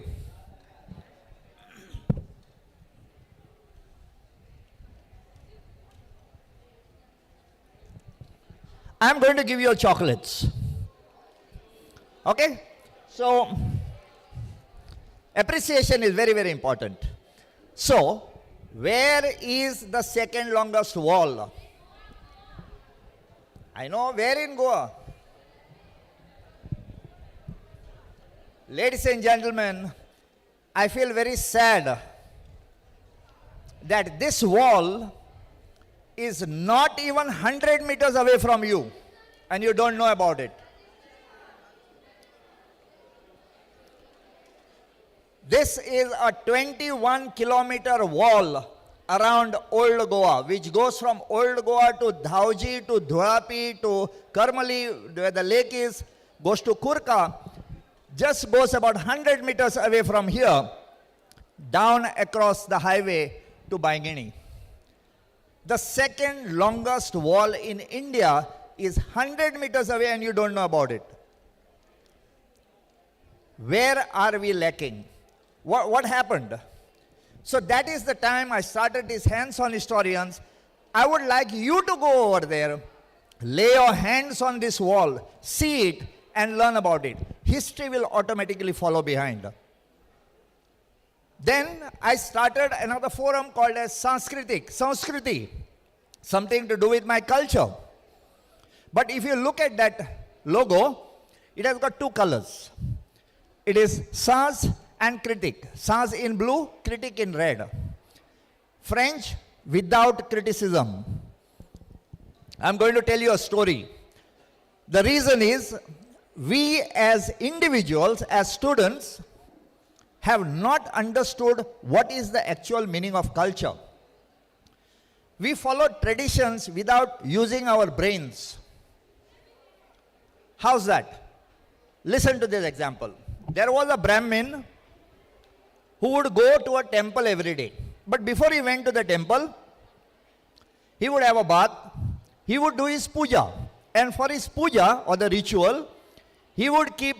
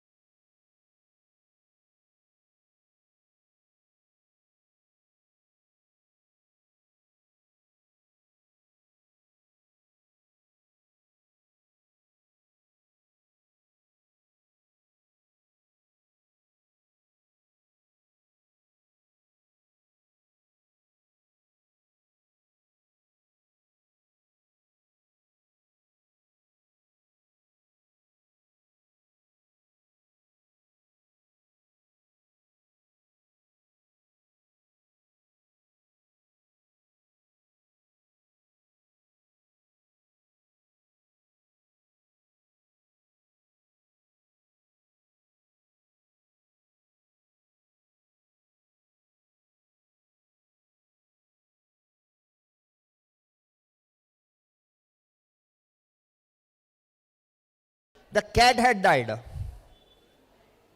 The cat had died. So what he did, he had a bath, kept those things, went to the neighbor's house and brought the cat and tied him up over there. All he had to do is ask his father, why did you tie that cat? Today we are following a lot of customs. We are following a lot of traditions without understanding them. Possibly we had to stop them. So that is why I started this forum called as Sanskritic. Next slide, please. Hello. You know, with this in mind, I coined this phrase that 99% of Goans don't know 99% of Goa. How many of you know 50% of Goa? Put up your hands. 25%? 10%? Only 10% of the hands are going up. Okay? I will prove this to you after some time. Okay, next. Next, please. You know, they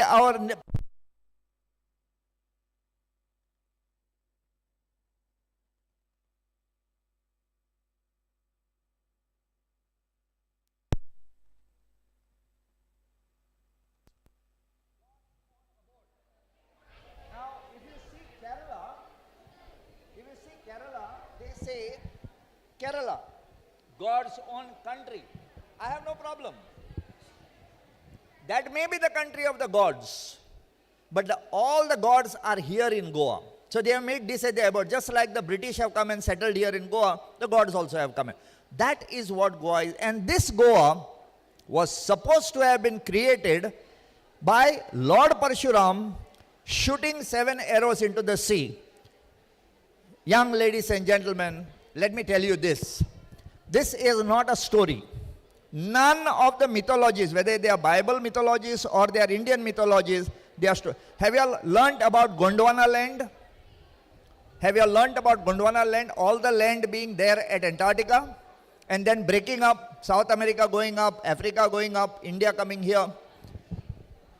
That is what they were trying to. Next slide, please.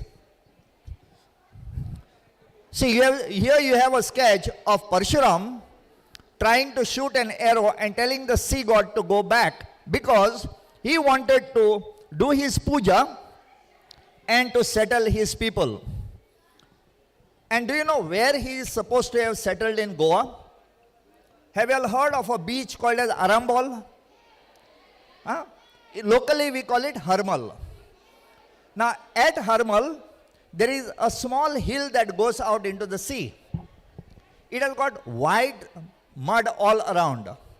People believe, again I am repeating, people believe that Parshuram came there, did his puja, and what fell out was the ash, and they named that hill as Basmas or Dongar, or a mountain of ash. Everybody knows that Parshuram shot arrows, but they don't know what happened afterwards. This brings it to a finality. Next, please. Next slide, please. Okay, this is something maybe new to you, but do you know that before 1788, there was no such thing called as Goa? It was only in 1788 that the present day Goa was formed.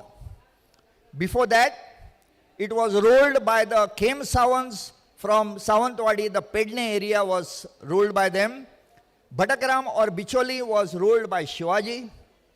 Ranes ruled over Sattari. Adil Shahis were in Bardez and in Tiswadi. And the Saundekar kings were down in Kankon, Sange, Kepe and Ponda. Okay? When the Portuguese came here, this is another thing that you all should learn. Portuguese were not in Goa for 451 years. Please note this. The Portuguese were not there in Goa for 451 years. They were only on this island, Old Goa, from Badasari to Panjim. They were here for 451 years. 33 years later, in 1543, they came here on 25th of November 1510. But 1543, 33 years later, they took over Bardez and Salset. So they were 33 years less in those two areas. And this thing continued for 278 years. Next slide, please. It is only then that the borders of Goa were formed in 1788. So, in our studies of Goa, or when we talk about Goa, we are calling this as the old conquest and the remaining part as the new conquest. I'm not going to go into dates and all, it's just that one date, 1788, which is very, very important. But please understand that this Goa got its borders in 1788. Today, we have divided this Goa into 12 parts. We call them talukas. Now we have further divided them into 3 districts. That is, we have got the North District, we have got the South District, and we have got the Kushavati District that has come up. Next slide, please. This is our Goa. Okay? Just go back to the earlier slide. Okay. Now, a chocolate for anybody who tells me what is the area of Goa?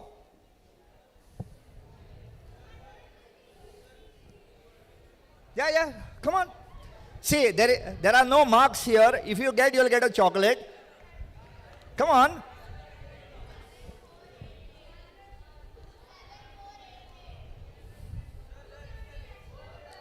Come on.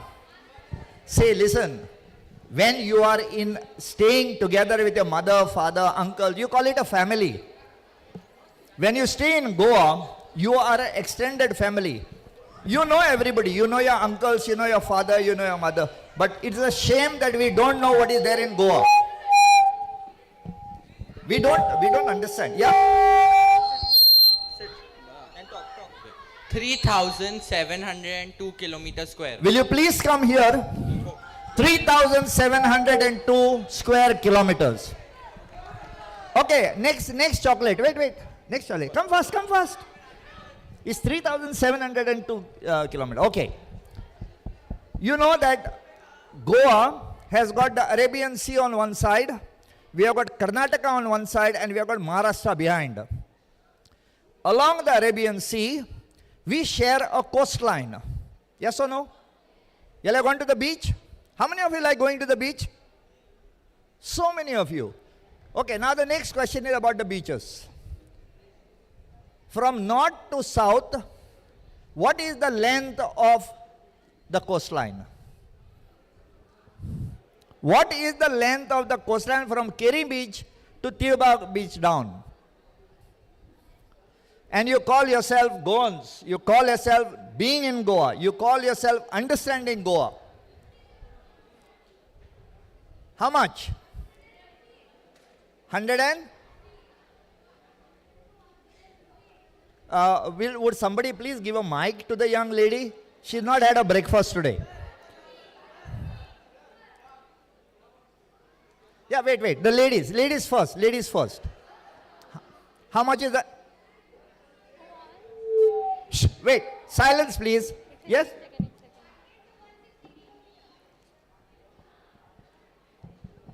$100 to 160 kilometer. 100 to 160. 160. 160. Yeah. No, 116 or 160. It is 117 kilometer. 117. 147. 117. 117. Okay.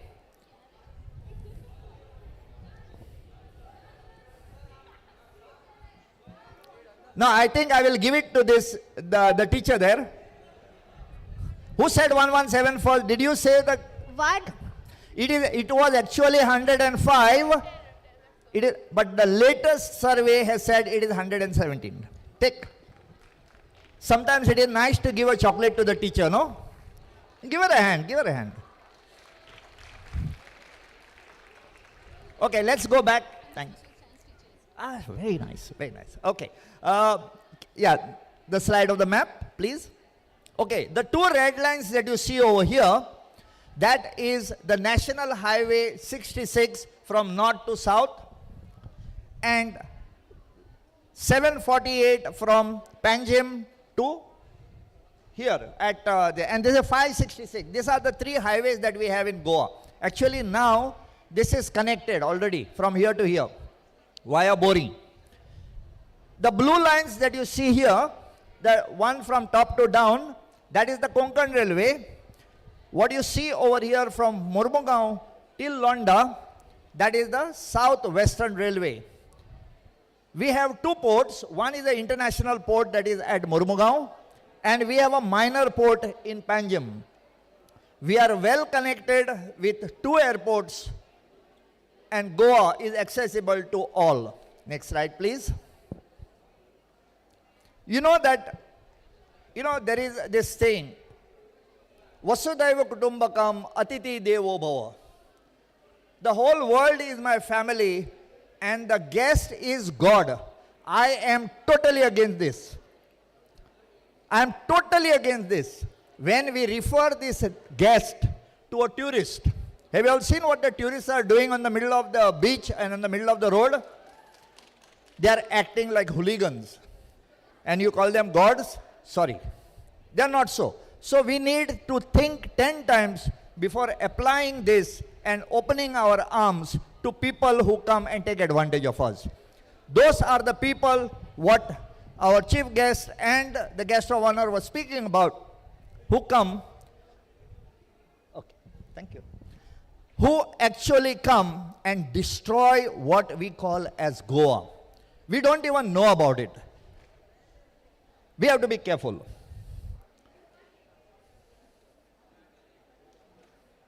Now, the fact that we are not doing anything, we have become this susagad. Happy, not lazy. Happy, not bothered about why should I do what that guy is supposed to do. We have forgotten what our duty is. And because of this,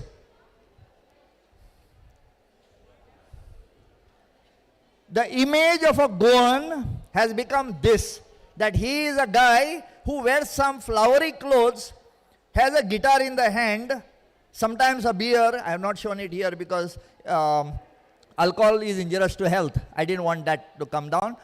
And he is found on the beach singing to every passing young lady under the sun and the coconut tree. Have you ever seen a Goan wearing all this type of clothes? Go to the beach and you'll find those tourists coming here. Hey, Goa, man. They look like cartoons. Even the jokers in that circus that have come in Mapsa now is not wearing such type of clothes. But it is we who are responsible for having created this image about a Goan. If Mr. Shroff was here, I would have definitely mentioned to him that Bollywood has spoiled the image of Goa because every drunk person there is a Goan. No. It is left up to us to change. And if you are not interactive with what is happening outside and you are too engrossed in what you are doing here, Goa is going to be in a bad shape. Okay, now let's come down to brass tacks. Behind me, you see stones. How many of you have gone to Palolem Beach? Did you all know that the oldest heritage in India is at Palolem Beach? And what is that? It is these stones. They are found only in Goa at Palolem and at Anmod Ghat.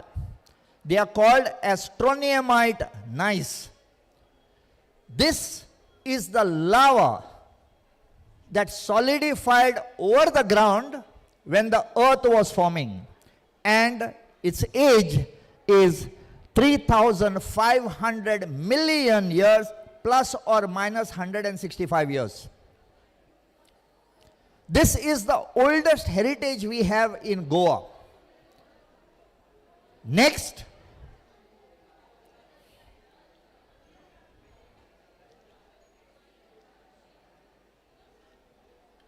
the next one is 65 million years old.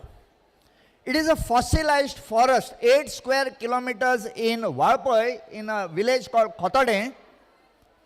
The trees there, which are the first evidence of life in Goa, they got burnt because of the volcanic activity on the Deccan Plateau. How many of you know that there were volcanoes on Deccan Plateau? They burnt and they turned to stone. Today we find them all in, lying around the place.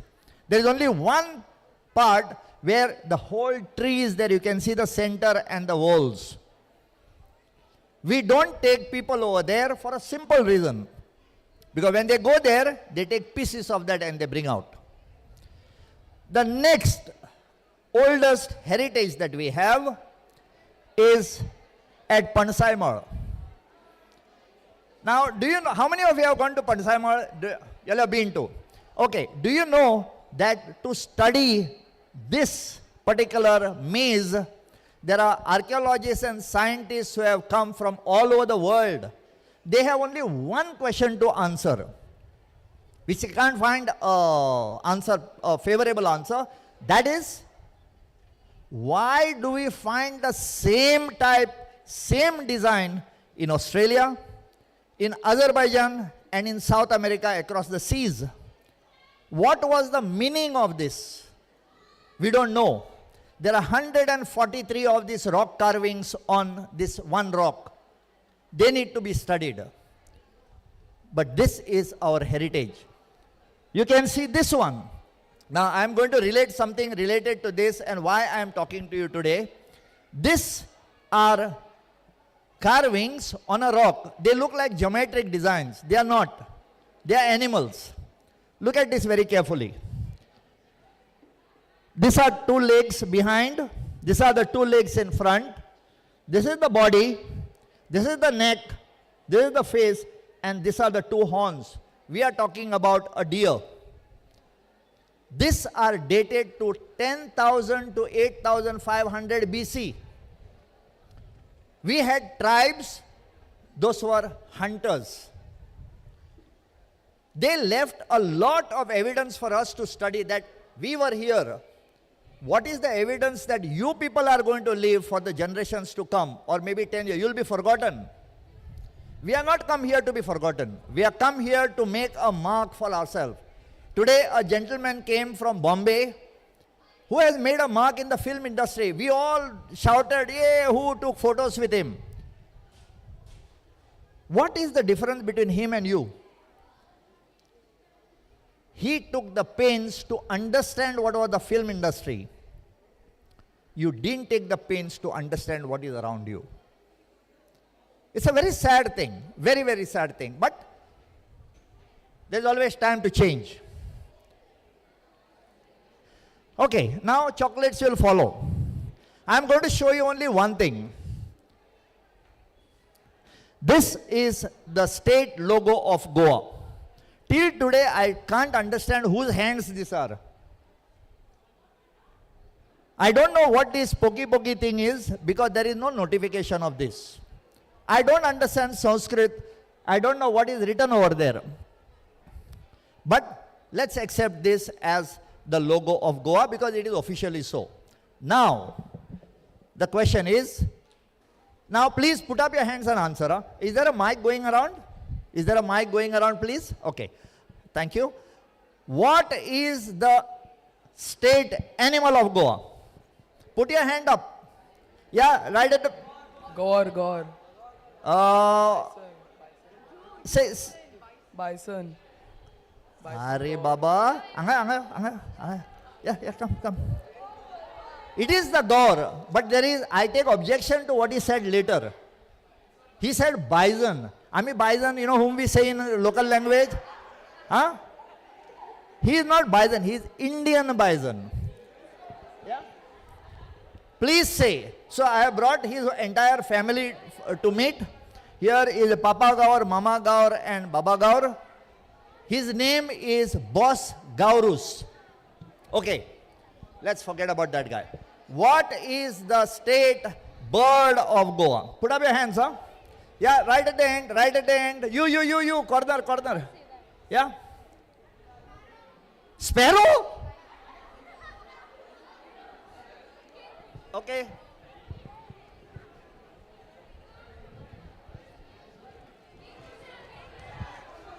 Kingfisher? No, Kingfisher has run and he is in England now.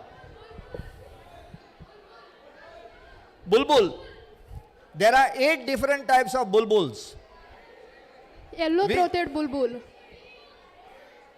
1 minute, somebody. Yellow-throated bulbul. Yellow-throated bulbul. No, he didn't have jaundice. Red-throated yellow bulbul. Yes. Please come here. It is flame-throated or red-throated yellow bulbul. Does anybody know? I'll give 2 chocolates. Does anybody know the zoological name of this bird? This bird called as the flame-throated yellow bulbul? Very simple name. It is called Pycnonotus melanicteris gularis. Okay? In my life, I have never seen this bird. Yeah. I've never seen this bird, but it is supposed to be my shade. Okay, fine. Forget about it. Okay, how many of you have gone in the garden? How many of you have gone in the... Many of you? You all have seen butterflies? What is the state butterfly of Goa? Yeah, yeah. This hand which has stuck up there, he has forgotten. What happened? Butterfly, don't come and sit on the hand. Yeah? Yeah? Anybody? Huh? Hey, give up. Knife. The What is the butterfly? knife. She sure has not had a breakfast. Say it loudly, please. Knife. Do you have a mobile with you, I think, no? Very good. Come here. Who? Come. Both of you. You can eat a chocolate from down also. Good. Wait, I have more chocolates. Don't have to worry. Not you. You got one. Okay.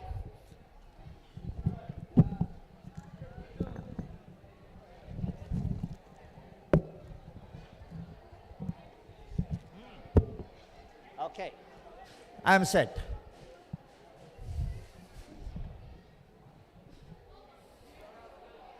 Okay, this is the state fish of Goa. How many of you have eaten this? What do you call it? Now see, at this lunchtime you are saying shoto. And this is your Malabar tree nymph. Talking about Malabar tree nymph, what is the state tree of Goa? In fact, if you all were observant, you would have heard Mr. Shinde telling that name. What is the state tree of Goa?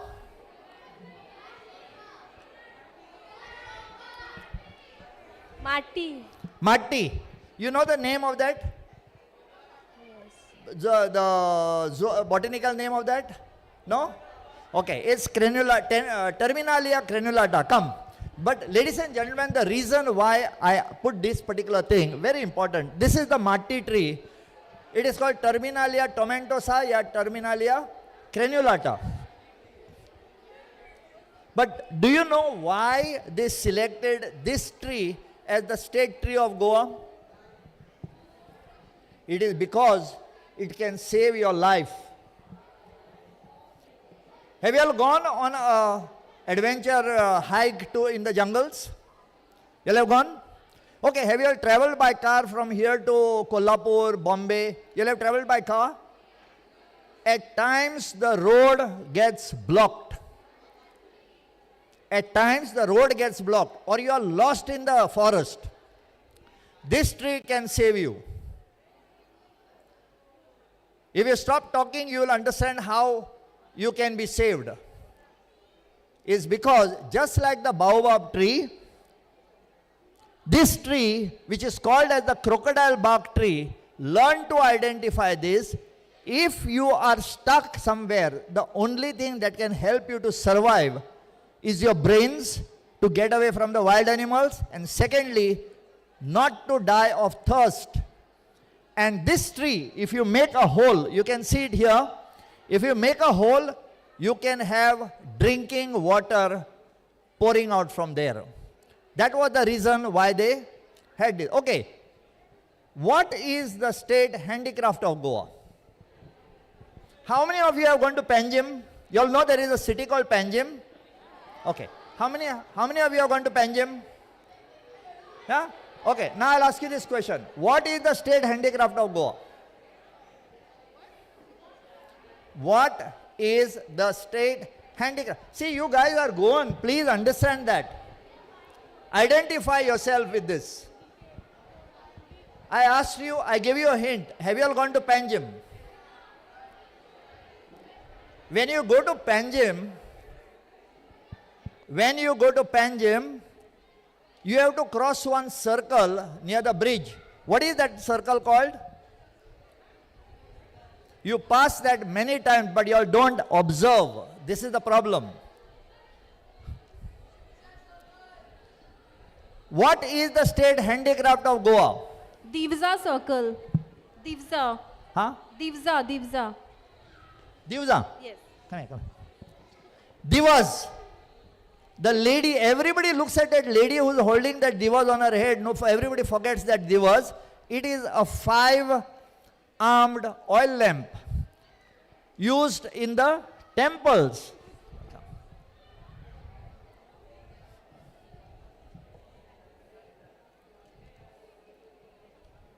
This is the divas. This, the lady is holding on her head. Everybody looks at that lady. Nobody looks at this divas part of it. Okay. What is the state heritage musical instrument of Goa? Be careful when answering this. What is the state heritage musical instrument of Goa? Yeah? I think it's a trumpet. Huh? Don't tell the girl, tell me loudly. I think it's a trumpet with a short. What she said? No, no. See. Next, this boy in front. Gumad. I am going to give him a chocolate, but that is not the right answer. He said gumat. That's why I told you all, be careful in answering. What is the state heritage musical instrument of Goa? He said gumat already. The point here is, it is not the correct answer because it is not the full answer. What is this? I'll show you. It is, come here.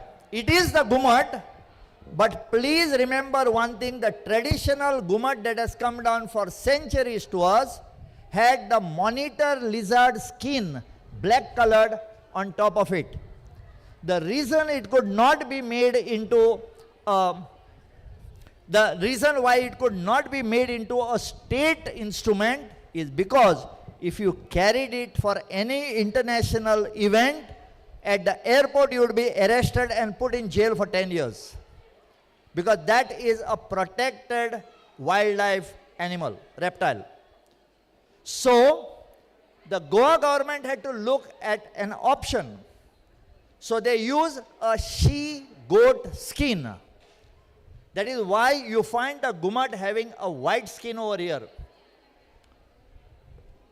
When somebody asks you what is the state musical instrument of Goa, the answer should be, it is the gumat with a she-goat skin or a goat skin. You cannot carry the original gumat of Goa, that is with a monitor lizard skin, anywhere because you are in trouble. 10 years straight inside. Be very careful. Okay, what is the state, I'm not going to give, you are supposed to know this. What is the state game of Goa? What is the state game of Goa? Yes, it's football. Okay?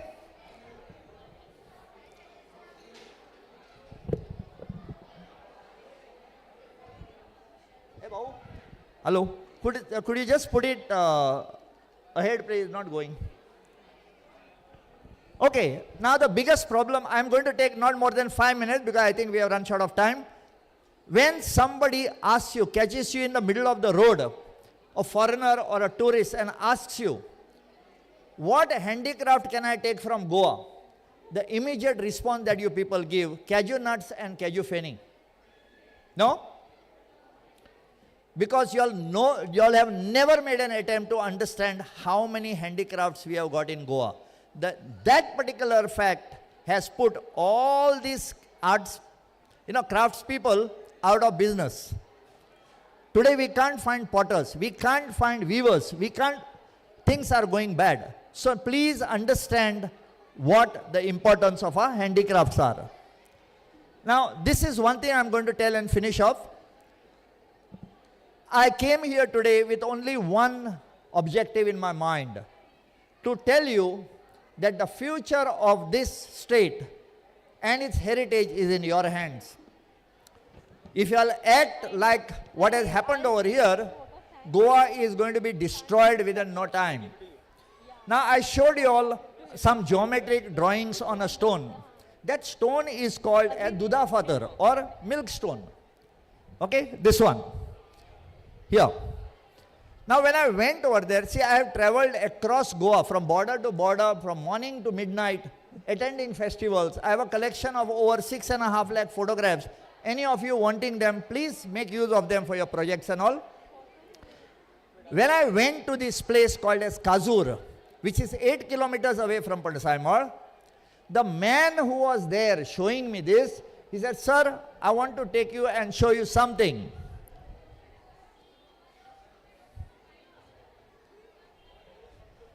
So we just walked down about 50 meters and he took me to this place, which is in the middle of all fields, in the middle of hills, like a valley. Now there I saw that here were stones that were placed all around. There was one stone in the middle. There was a small shrine over here. So I asked him, "What is this?" If you are a real Goan, you will know that every ritual and festivity in the village of Goa starts at a point called as the Mand. It is called as the Mand, M-A-A-N-D, Mand. This was a traditional Mand. So I asked him, I said, "What do you do?" He said, "No, beside the festivities, it was used for some other purpose, like a court. The Budwant or that chief would sit here. Okay? And all the tribes people would sit around.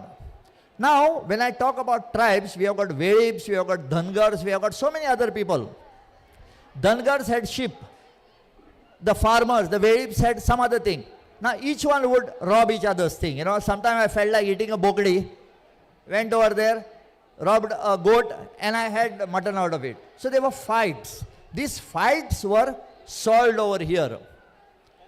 But the role that was played by this shrine was as important. Once the two fighting parties agreed that yes, this solution is acceptable to me, they would be taken into this place where there was a Goan god called a Paik Dev, and they had to swear that the problem solution is acceptable. Once that was done, they could not fight over that problem again. This was like a local Supreme Court. Now, why am I telling you so much about this? When people don't understand the value of this, which has come down hundreds of years, this is what happens. I went there about 8 years later. They had broken down that place, cut down those trees, left only one tree, and they built this monster over here. Huge temple, orange in color, in the middle of all greenery. And the natural shade of the trees, they gave a tender and they put up this particular thing. Okay? That was okay. Then I went another 5-6 years later, and what I saw made me cry.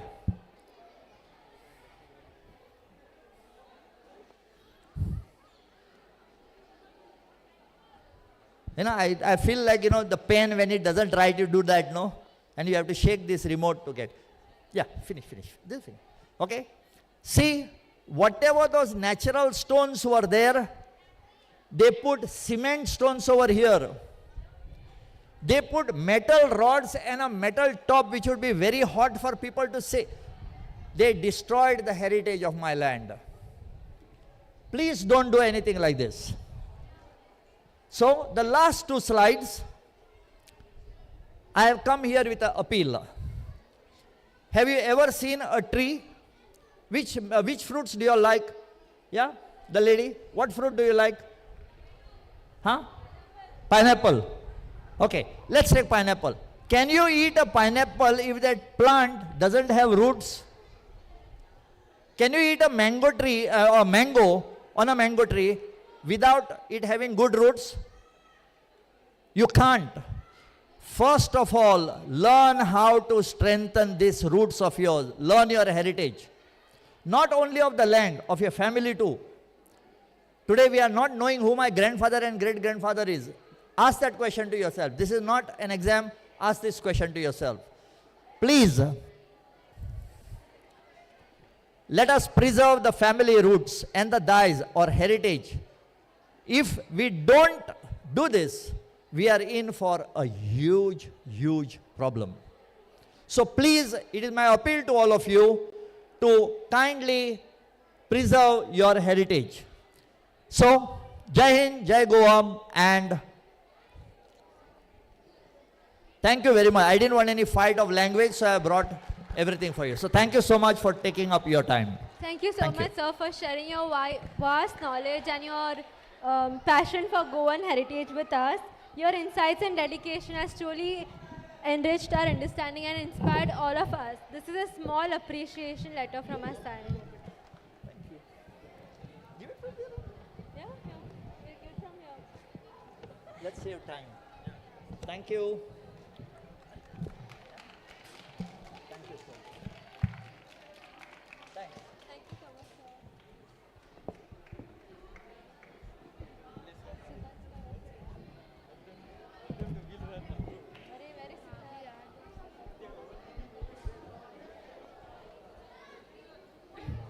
Everyone, please be seated. We have a next session, which is public speaking here, and we have Kavi art and step. Making a lot of. She's having. Sorry.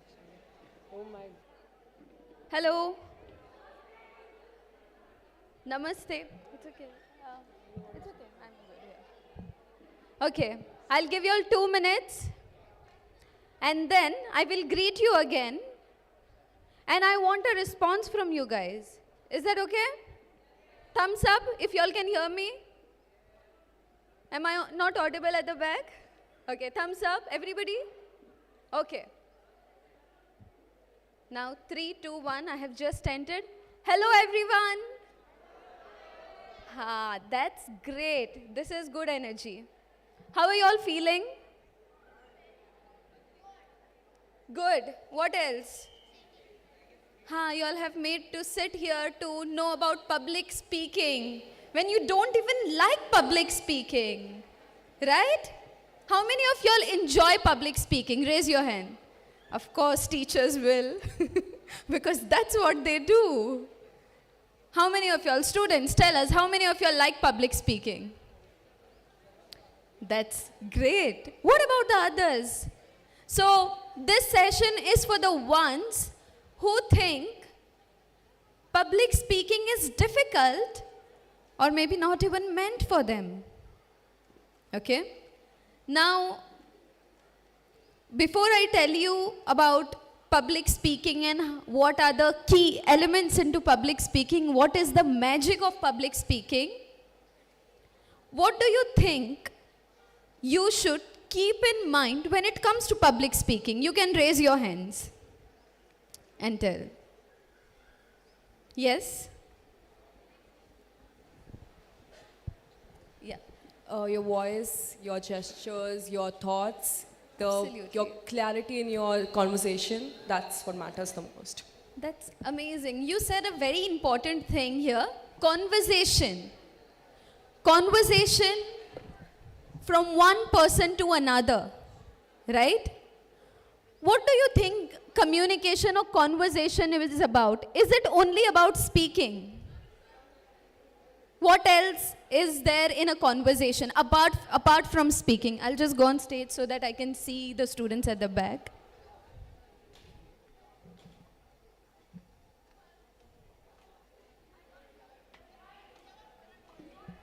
Yeah. So I repeat my question. Apart from speaking, what else is part of a conversation? Eye contact, yes, what else? Confidence, very nice. Because you said confidence, I know you're confident because you yelled from the crowd. You had the answer. What else? Who said listening? Can you raise your hand? Excellent. Listening. Yeah, shabash. So, when it comes to speaking, before I go into public speaking, what stands more is telling and listening. Usually, most of us are stuck into one part, that is, how do I talk? What do I speak? But we forget to listen. Okay? Now, why do we fear public speaking? Why do you think one fears? So the ones who fear can tell me the answer. What is so scary about public speaking? Can I be honest with you right now? While I'm talking to you, my hands are already sweating because I'm scared of you guys. Yeah, I'm scared of my audience. And it happens all the time. So is this something that happens to you also? Happens? How many people say that this happens to them? Yeah, it happens. Okay, great. We are on the same page. What else happens to you? Is your heart racing faster if I ask you to come on the stage suddenly, if I give you a topic to talk about? Does that happen to you? How many of you all say that happens to you? Okay. Now, this session is for you to overcome, or maybe not just overcome, but to handle these anxieties when it comes to public speaking. Okay? Now, one of the key features, and according to me, this is one of the most important things when it comes to public speaking, or speaking in general, is being in the present. So we'll do one exercise. Okay? This is a game. All of us are going to play together. Do you guys like games? Okay.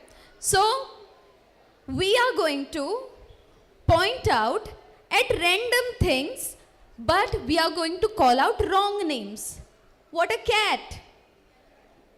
An elephant. A duck. Oh, that's a swan.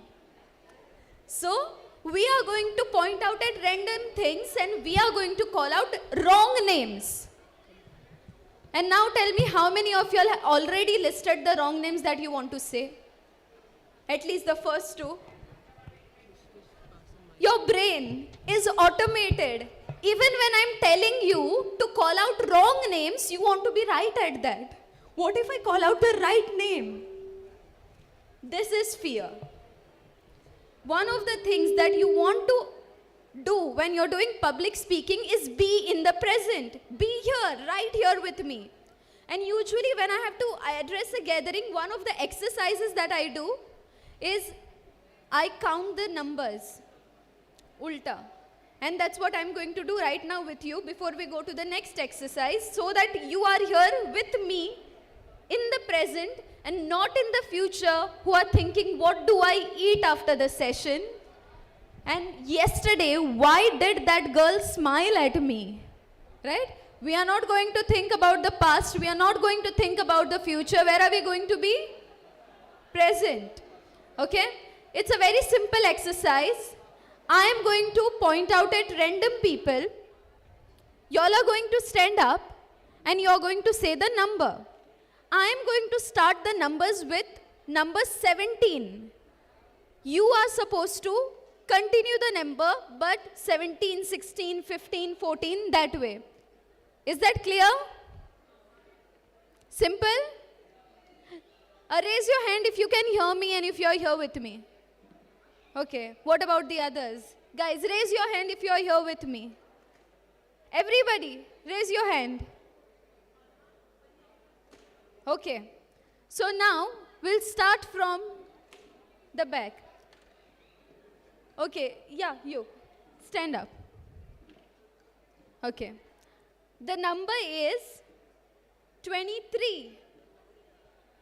Okay, the guy in front of her. Continue. Okay, the guy in front of him. Yeah, you. Okay. Okay. Then the girl with the jacket. Yes, you. The girl in front of him. 19. in front of her. Yes. 18, next to you. Okay, in front of you. 16, next to you. Next to you. In front of you. Okay, next to you.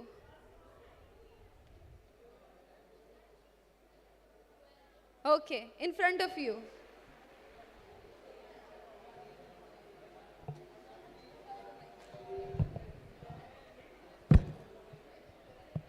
What did she say? Yeah, okay, in front of you. Okay, here, on the second row. Yes. Okay, so this is a perfect example of what public speaking looks like. We broke the rhythm when it came from this group to this group. Now, can anybody tell me why this group was paying attention and this group was distracted? Because here there is something that here there was not. This is fear. Yeah, there is fear here. The fear is, what if the mic comes to me and I have to know the next number? I don't want embarrassment. That is the reason this group was paying attention. And this group was not, because the numbers are going to end here. So you don't have to pay attention here. That's why this group was not paying attention. So the key of public speaking is, first of all, listening. Okay? How many of y'all think y'all are excellent listeners? I need to ask this question to your teachers though. Yeah. How many of y'all think your teachers complain that y'all are not paying attention in the class? Now I know how many of y'all are good listeners. Okay, now we are going to do one exercise. You need to pick a partner. Choose a partner. I give you, yeah, any partner in front of you, beside you, behind you. Everybody has one partner? Okay, and we are going to practice talking. Okay? Both the volunteers, okay. Yes, both the volunteers are going to have 30 seconds each. And they are going to talk. How are they going to talk? Is HELLO, HOW, AREYOU,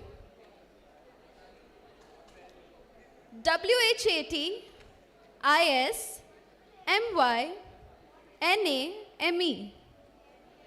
And this is how you all are going to talk to each other for the next 30 seconds. And your time starts now.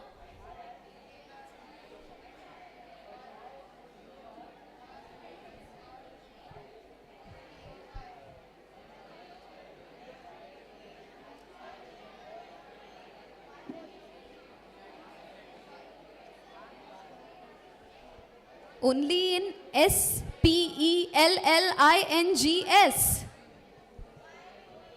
NOTINWORDS.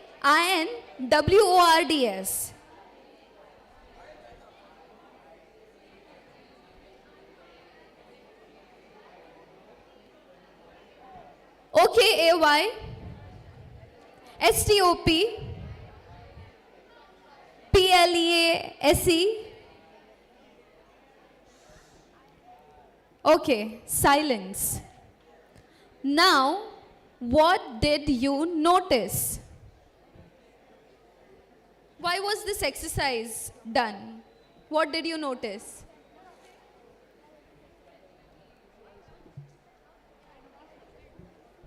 Nothing? Maybe y'all notice that you are not able to spell words. That is not the thing that I'm looking for. Nothing to do with spelling. What did you notice? Yes? Paying attention. Excellent. You were paying attention not just to what you are going to say, but also the other person is saying. Otherwise, you would lose the person. Excellent. What else? Concentration. concentration, focus, paying attention. Excellent. And what else? When you are speaking, what are you doing so that the other person understands what you're saying? What are you doing when you're speaking? Here. What do you think when you're speaking? What were you doing so that your partner understands what you're saying? Gesture and what else? Sorry? You were listening and what else? Did you notice that when you were spelling the words, you were taking a gap, a pause between two words so that the other person understands what you're saying? Did you notice that? Now let's do this exercise again. And you are going to ask your partner, your friend, what are their plans for this evening? But in the same form that we spoke some time back, in the form of spellings. And your time starts now.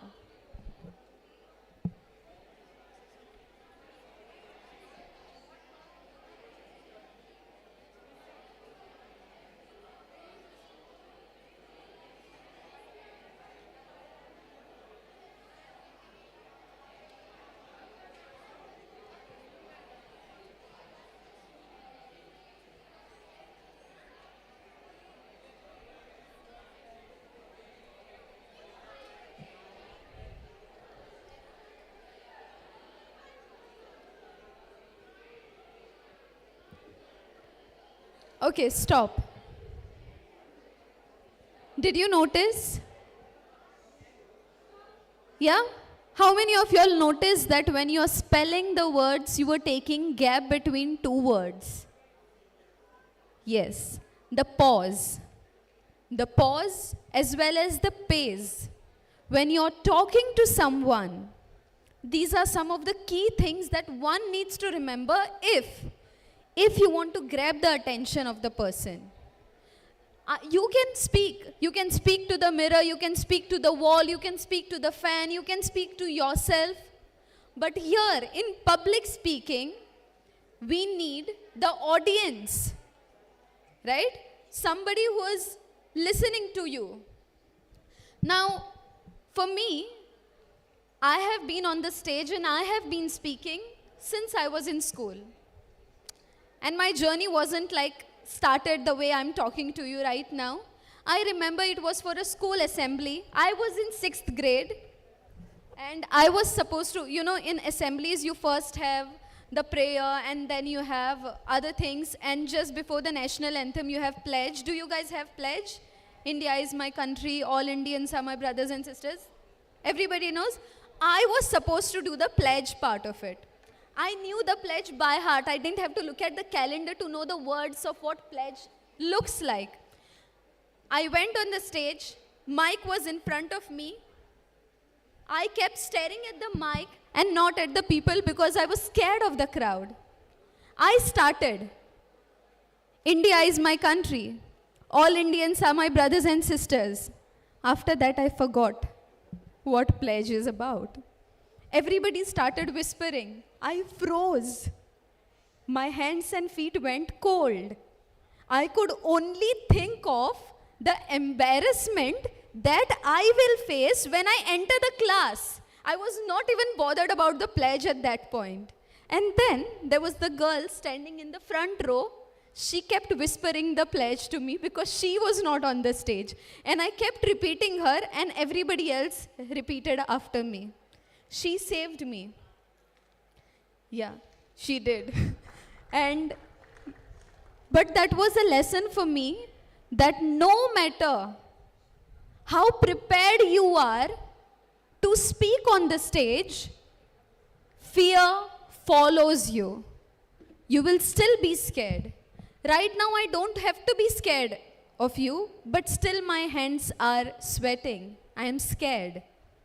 So, do you really overcome fear when it comes to public speaking? No, you just know how to handle it. And the key thing to handle fear is being in the present. Just be in the moment. There are things for which people will not listen to you. Before I tell you why people will listen to you, I will first tell you why people will not listen to you. And this is not just specific to public speaking, but in generally in life, people will not listen to you if you do the following things. First, if you're gossiping. For temporary basis, they might listen to you.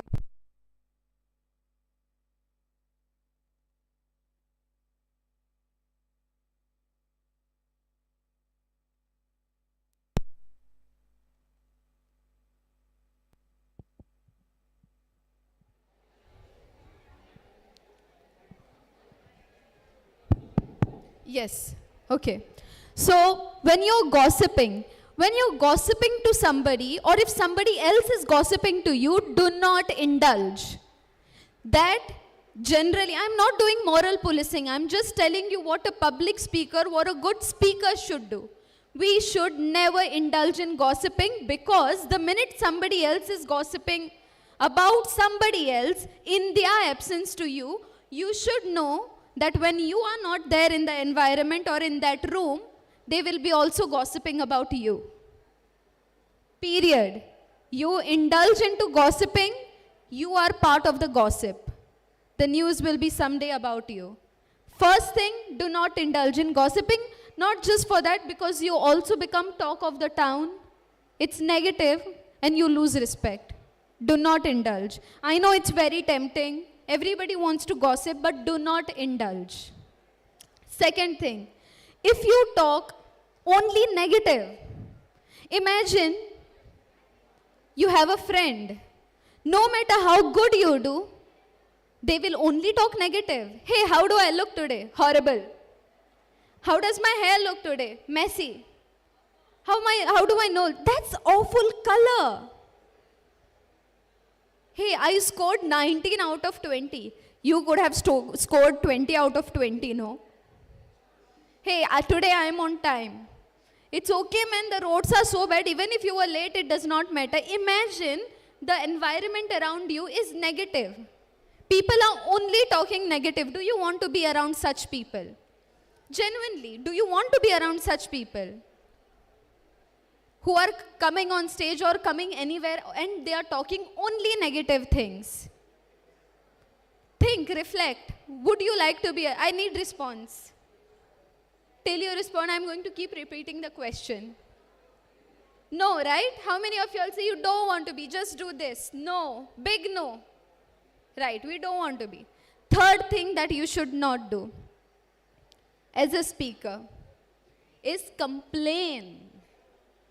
As a public speaker, we need to come up with solutions. We need to address the gathering and not keep complaining. And I guess in India today, it's a trend to complain. Everybody complains. Right from the morning when I get up, my mother keeps complaining. Only I have to get up every morning and I have to wake these people up. The neighbor is complaining. They need to cut this coconut tree. All their coconuts are falling into our ground. Somebody else is complaining in the school bus. Oh God, we have to get up early in the morning to come to school, yaar. Create an environment where you look at opportunities and avoid complaints. Do not indulge into complaints. It is also a way you look at things. Your outlook towards things need to change. And fourthly, do not brag. Like, full of yourself. You know what? I and myself and me, only about you. Do not become a person who's only talking about yourself. Be compassionate. Like, widen your horizon. And when you're talking to somebody, talk beyond what you know or what they know. Right? So, and also, the last thing, and it's a very, very important thing, and it is personally important as also as a public speaker, this is very important. And remember this is also very important for your exam. Do not make personal opinions into facts. I repeat, remember this always, forever. You will need this. Do not make personal opinion into facts. According to you, that might be something, but you cannot generalize things. These are the times when people lose respect to you, and these are exactly the things that you're not supposed to do. Okay, now I can go on for hours and hours about things that you're not supposed to do. Now let me come to the point. Then what are we supposed to do? Right? First thing, and the most important thing, your teachers would have told you this zillion times, your parents would have told you this multiple times. H, be honest. When you're on the stage and when you're being honest, or when you're having a conversation and we are honest about it, you automatically gain respect. Okay? I'm scared. There is fear. This is what I did. I got delayed not because things did not work. I got up late. I missed my bus. I am late. You cannot blame. Stop blaming. Take responsibility. Take accountability. Hold yourself to account. Right? For your actions. You know, things will become very powerful. You will realize the importance of things when you start taking accountability. Why did I score 14 out of 20? Can I score better? Yes. Why did I not score better? Because I did not study. I did not complete the paper. You start, and you know, when I was in 12th standard, many people are ashamed of their marks, but I am not. When I was in my 12th grade, my mother kept telling me, study, study, study. I did try my best. I was also into sports. I did study, I did play. And when the results came, the board exam results, I scored 74%. Do you know what happens at 75%? What happens? In that 1%, the way people congratulate you changes. Right? It's not just about marks, it's the way people look at you. It's not about 74, it's about first class or distinction. And when anybody asked me, how much did you score? I said 74%. They're like, oh my God, you missed it by 1%. But I only worked for 74%. I was happy and I accepted that. Period. Khatam. So when you take accountability, you do not indulge in negative conversation, in conversation that is about complaint or gossip. You know what? These people don't even give us marks. Now this conversation can go in any direction. But you can put a full stop to this by taking accountability. The third important thing. The first thing was honesty. Second is accountability. Third is integrity. Integrity means be what you say you would be. If I say that you wait for me at so-and-so place, I will be on time and so-and-so time, you do that. Integrity is you believe in your word. Forget about the whole world. I'll give you an example, and this is one of the most powerful examples of integrity. Have you guys heard of John F. Kennedy? Everybody? Who is John F. Kennedy? Yes? Louder. Yes, he's the ex-president of USA. You know, once he was on the stage, just like me. He was addressing a crowd and the press. And then they said, what are you doing so great during your governance?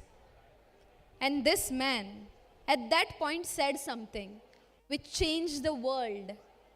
Not just for him and his people, but for all of us. He said, during my rule, men will step on the moon. Men will step on the moon? What is wrong with this? Everybody started making fun of him. How can even we reach the moon? How can we walk on the moon? The idea began there. That is integrity. NASA worked to make these words come true. And then, during his tenure, this did happen, that man walked on the moon. Yes, this is the power of your words. What comes of the mouth, can also turn into the truth over the period of time. This became the reality of the time when we could not even think that we can walk on the moon. The word became the world. That is the reason what you say becomes very important. Right? Now I can go on and on about things. Now these are some of the practical things. Now we will do one exercise to make sure that your anxiety reduces before you do public speaking. And I am going to give you some of the tips for improv speaking, like on the spot, any topic, and you will be able to speak. Do you want to see that magic in you? Yes? Okay. Now, one thing is, as she rightly said, the voice, the tone of your voice. You know, according to psychology, there are particular type of voices that we get attracted to or we are able to build trust. These are the voices that come, which are very powerful voices. Like, there can be different voices. You know, I can talk to you like this as well. And I want you to listen to me. And this is not the way how you should be speaking. Or we can be speaking in a pace that I will go on and you will not even be able to understand what I'm saying. But I'll tell you, when you're doing public speaking, where should you talk from? Have you all ever done yoga here? Yoga? Raise your hand if you have ever done yoga. And when you're doing yoga, have you ever heard this sentence from people? Breathe from your stomach. When you're into NSS or NCC and you're marching, they tell you, take the command from your stomach. Anybody has heard this? Now, we are going to practice talking from the stomach. Now, repeat after me. We. From the stomach. We. Say, we. Not we. From your stomach. The pace should come on your stomach, on your chest. Say, we. Again, here, this side. We. Yeah. Now we'll try lower pitch, lower tone. O. Again, O. Yeah. So O is the lowest pitch that we do and V is the high pitch that we do. When I do this, you have to say O. When I go higher, I want high pitch V. Okay? Now this is one of the exercises that you can do before going on the stage, in the backstage, which will open your voice when you're talking. Okay? Now we start with this exercise. O. Repeat after me. O. We. O. We. O. We. See? Now automatically your mouth has opened. Now, tongue exercise. La la la la la.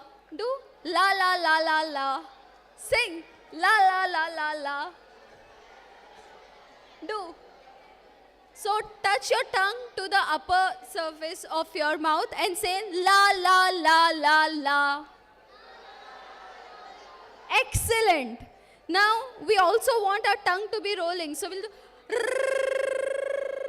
Can you do this? R. Yeah, excellent. Amazing. So after doing this exercise, when you go on the stage and you start talking, your words will flow. Being in the present and being in the moment will help you to calm your mind down. You know, most of the time, we forget what we have to speak, or we are not able to speak because we are thinking about what will go wrong. I do not have much time, so I will come to the point here. Very important thing about public speaking is that you realize the power of speaking. What do you realize? Repeat. What do you realize? I can't hear you. Yes, excellent. Thank you so much. The girl who yelled there, very good. Power of speaking. Because you do not realize the power of speaking.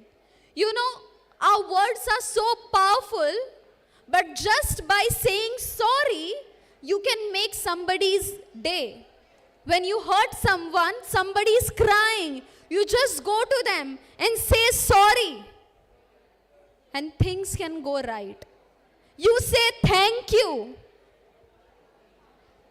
You can say, hey, today you look so beautiful. For the whole day, the person is thinking. And not just the positive things, but also negative.